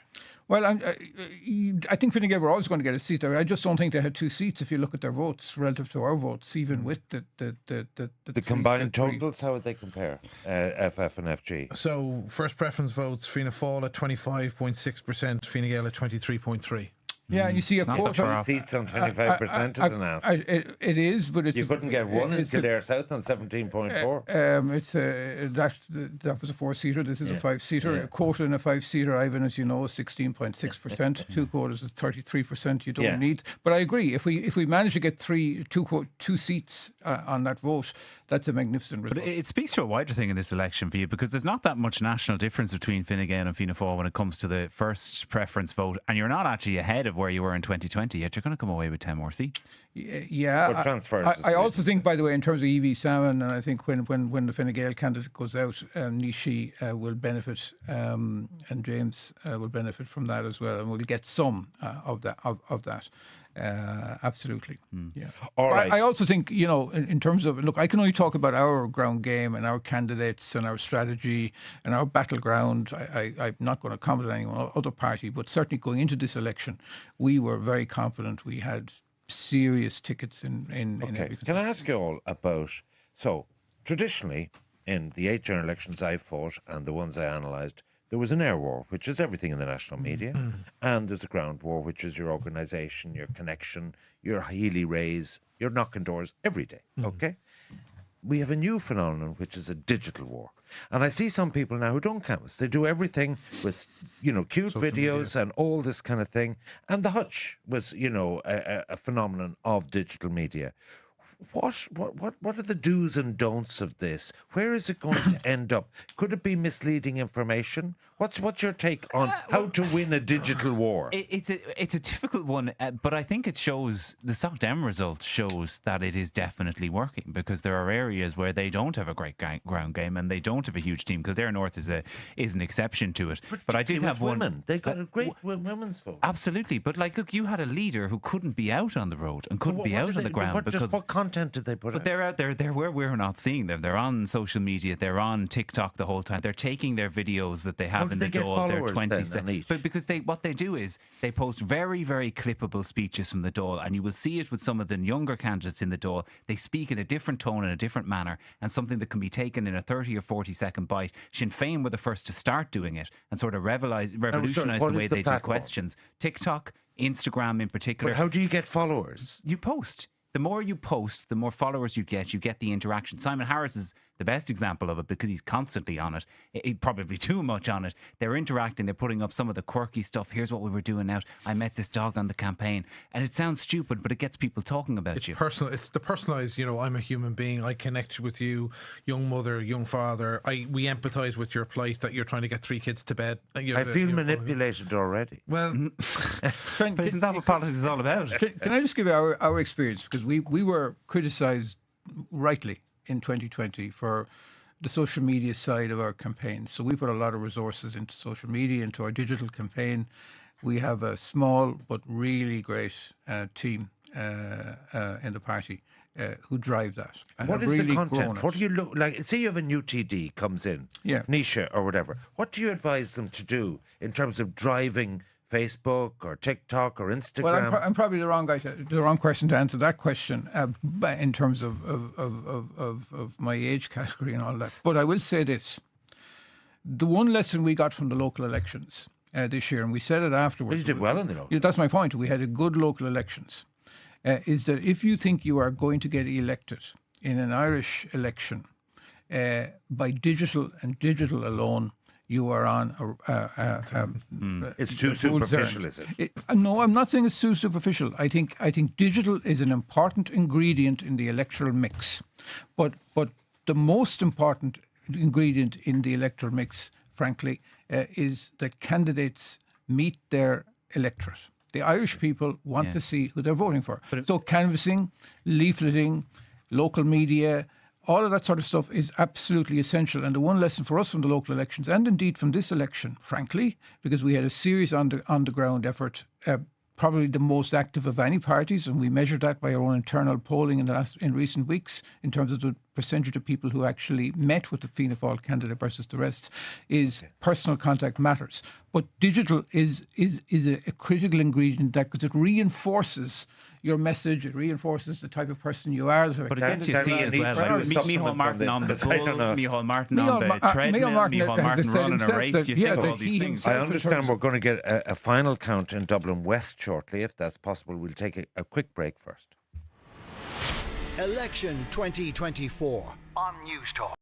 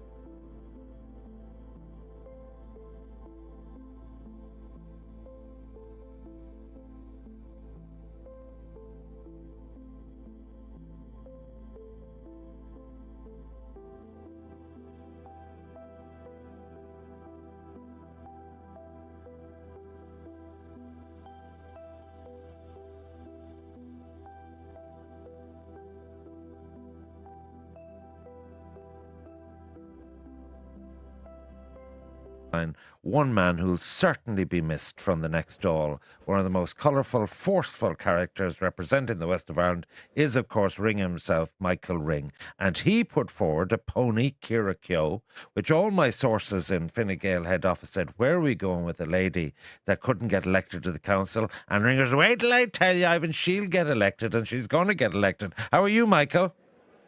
Ivan, I'm very good. I'm telling you one thing, Ivan, you didn't think she'd get elected either, but I told you I'd get her over the bar, and we got her over the bar, and you're quite correct. Nobody gave her a chance. Head office didn't give her a chance. All the other candidates didn't give her a chance. I knew I had a good horse, and I can tell you one thing, she's a winner tonight, and I'm very proud of her. And congratulations. And it's nice for Westport to have a TD, that has to be said too. Yeah, and you know, Ivan, the constituency very well, and we're the smaller of the three urbans, and it's very difficult for Westport to hold on to their TD, and like we have to go outside to the other areas to get the votes. We did that.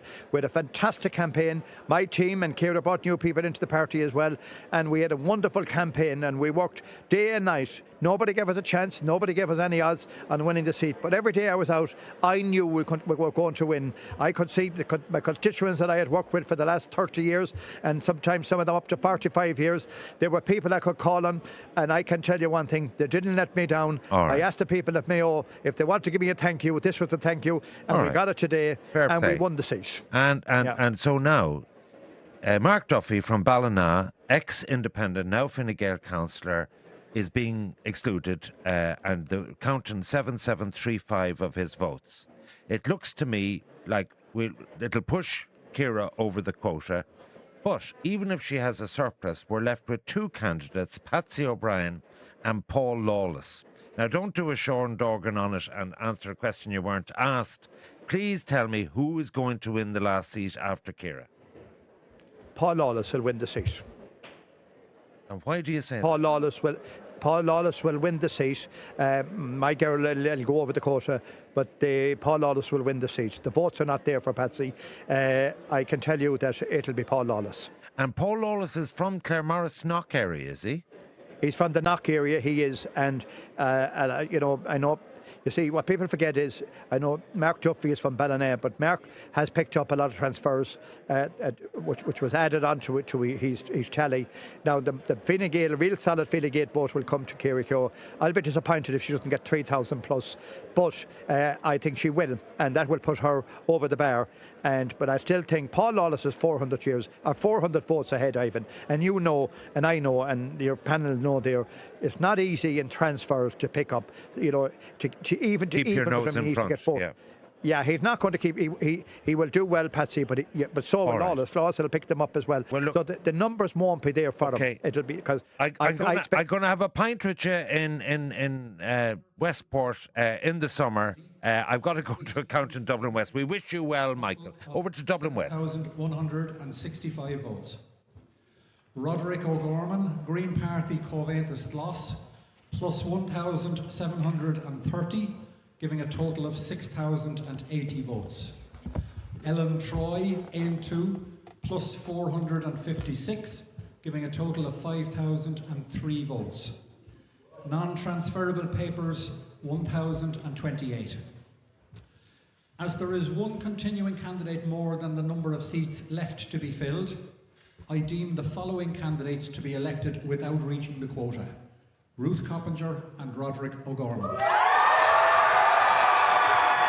Well, I met him last night in RTE, and because he had said to Sean Defoe, Sean loves getting these clips from people, say, Ivan will have to eat his words. And he shook my hand and he said, and I said, look, I'm very sorry for this. And he said he was in fifth place in the 5-seater. I'm absolutely delighted for him because, you know, it's very, very tough to see your whole party. And Eamon Ryan went through this. And it's very hard to lead a party as a councillor. Yeah. You know what I mean? Yeah. So at least it gives them some crumb of comfort there. Yeah. I have to recant because I didn't have him in. Yeah. Earlier on, so in fairness, I do that all the time. Well, yeah. But I just you had John Walsh taking that. Yes. But in fairness to Roderick O'Gorman, that gives them a solid platform for which to regrow the party. Well, it keeps a toe in the door. It does. And they're likely to probably have some sort of Shannon representation as well. You would have thought from. But it does go to show small parties shouldn't cozy up to Fine Gael and Fianna Fáil, doesn't it? Does this put Labour and Soc Dems off? How do governments get formed then? Does this put Labour and Soc Dems off, do you think, that they're just going to say, we're all right, actually? I think the fact if they're at 85, 86 seats, the two big parties, I think I just want to ask you about government formation. I think their natural inclination is to start talking to the Michael Lowrys, the Sean Cannys. And you can even see from Marion Harkin, wouldn't be Gene Poole. Yeah. they're gagging to get in the menu for their local the big constituency. attraction, I think Sean's experience will notice, and Bertie's experience of this is once bought, they stay bought. You know, they're rock And not solid. only that, there's another factor. For most people, the cost of running a general election personally is about 30 grand. Yeah. And there was a time I went into the Dáil, there was an election every 6 months. I've noticed since Bertie's time, whatever happens, the Dáil doesn't get brought down, you know, very handy. Yeah. And so therefore, people, once they sign up for something, they're going to look for longevity to do the groundwork to survive. So are you saying really 85, they could put half a dozen up to 10 independents together quite readily? Would it be like Shane Ross that they'd take a whip? It's possible. Get ministries? I mean, like the Independent Alliance, there were 5. There was about 8 or 9 of them kind of in the mix. You know, who went into government talks and had the chats and all the rest of it. Ultimately, 5 went into government, and 4 of them got ministries. Remember, they did Michael Fitzmaurice didn't at that stage. Remember, he wobbled right at the last minute and didn't go in. But Boxer and then Sean Kenny flipped the coin. Which was a mess. But look, think it. They got 2 full ministries. And a Super Junior. Like, that was an extraordinary price to extract, you know, from... And then you had Dennis Knockton. Fianna Fail will give them whatever they want. Yeah. Now, Sean, how many seats at the cabinet table are you likely to give up, like? All right. The silence is deafening here. So... What is 85 plausible?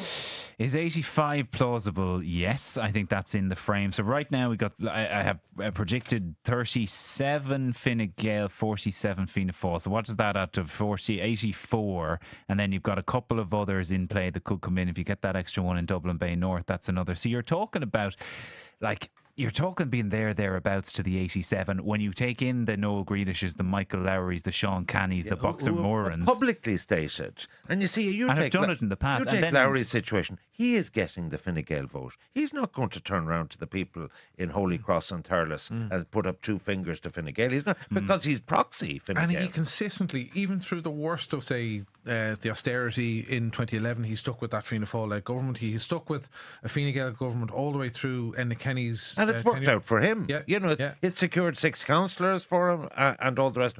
Just on Tipperary North, speaking of that, it looks like Ryan O'Mara, not Michael Smith, is going to get the Fianna Fáil seat.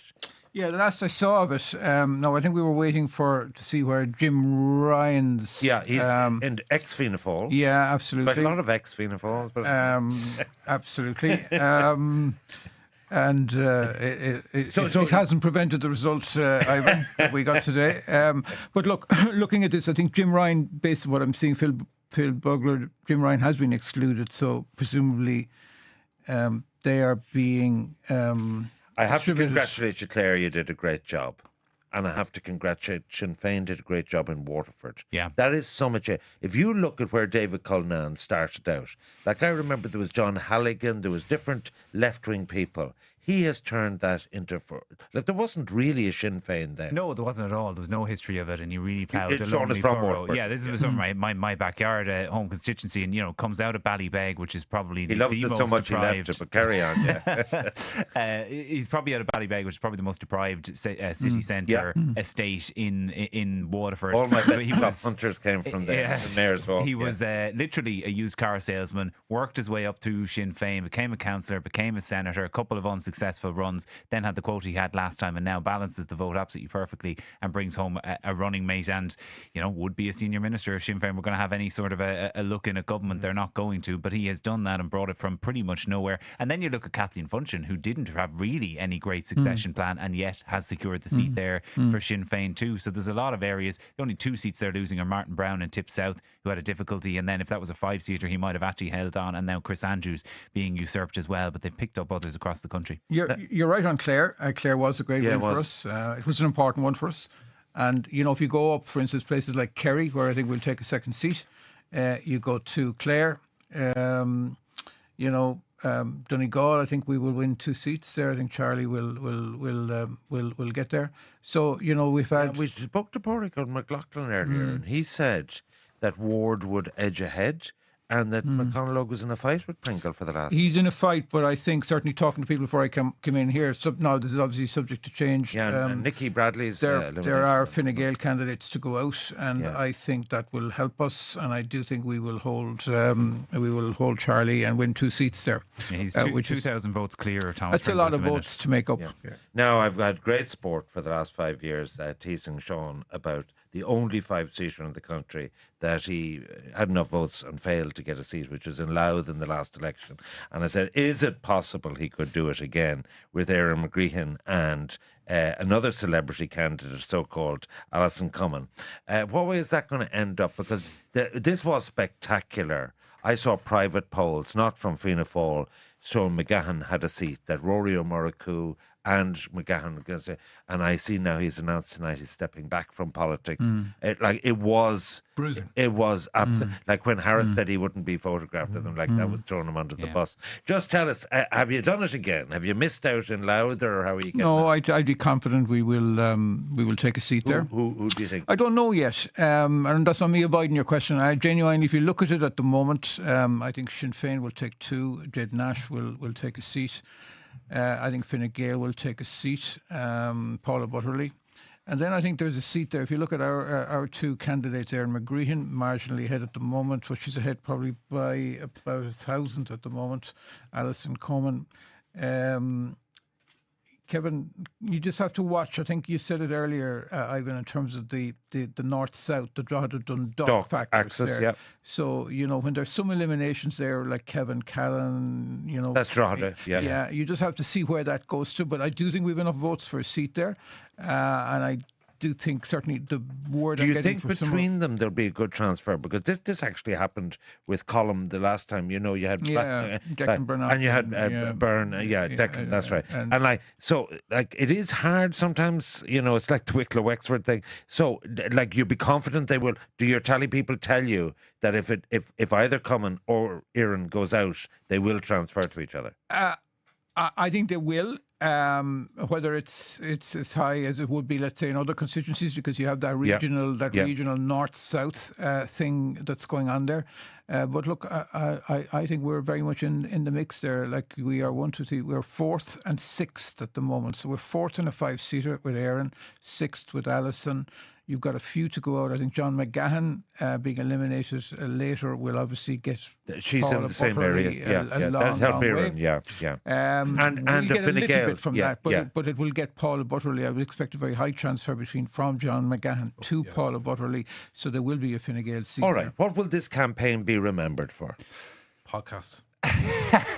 Calling it. That's what it'll be remembered for. That's what I remember for, because you've wrecked my head for the last 5 weeks. 2 years off of my life, anyway. Yeah. I listen to so much shite from people. You listen to shite from people. Now, come on now. It'll be remembered for the election where people chose more of the same. And I don't mean that actually in a pejorative way that it kind of came out, but people looked at, biggest issue in the exit poll was housing, 28%, and yet people decided we're going to give this government another go, and they have given it another go. It'll be remembered, I think, as well for the election where Sinn Féin actually became more of an establishment party in terms of a traditional party. Yeah. We know they now have a base in around 20%, and they've also widened geographically. You take Lewis O'Hara and different ones. They've made a geographic breakthrough beyond cities. What do you think it'll be remembered for? I think in the context of the wider world politics, the geopolitics, the fact that the incumbents have not been turfed out in their ear, I think is an important kind of... The only one I can see, right? The whole continent, US, UK, only one. I think Sean's point about, voting, I think it was better. It was a bit like 2007, better the devil you know than the devil you don't. The change narrative didn't take hold. But I think ultimately it'll be remembered for the left party failing to put forward a proper alternative. Because I think we were, from the get-go, we were talking about it's a Fianna Fáil, Fine Gael return to power with a new third leg. That narrative did prevail, yes? I'm biased. When you write your memoir, what will you say about the 2024 Nobody campaign? would read such a volume. If the skeletons come out. I think it will be remembered certainly by Fianna Fáil people as Micheál Martin really running and leading.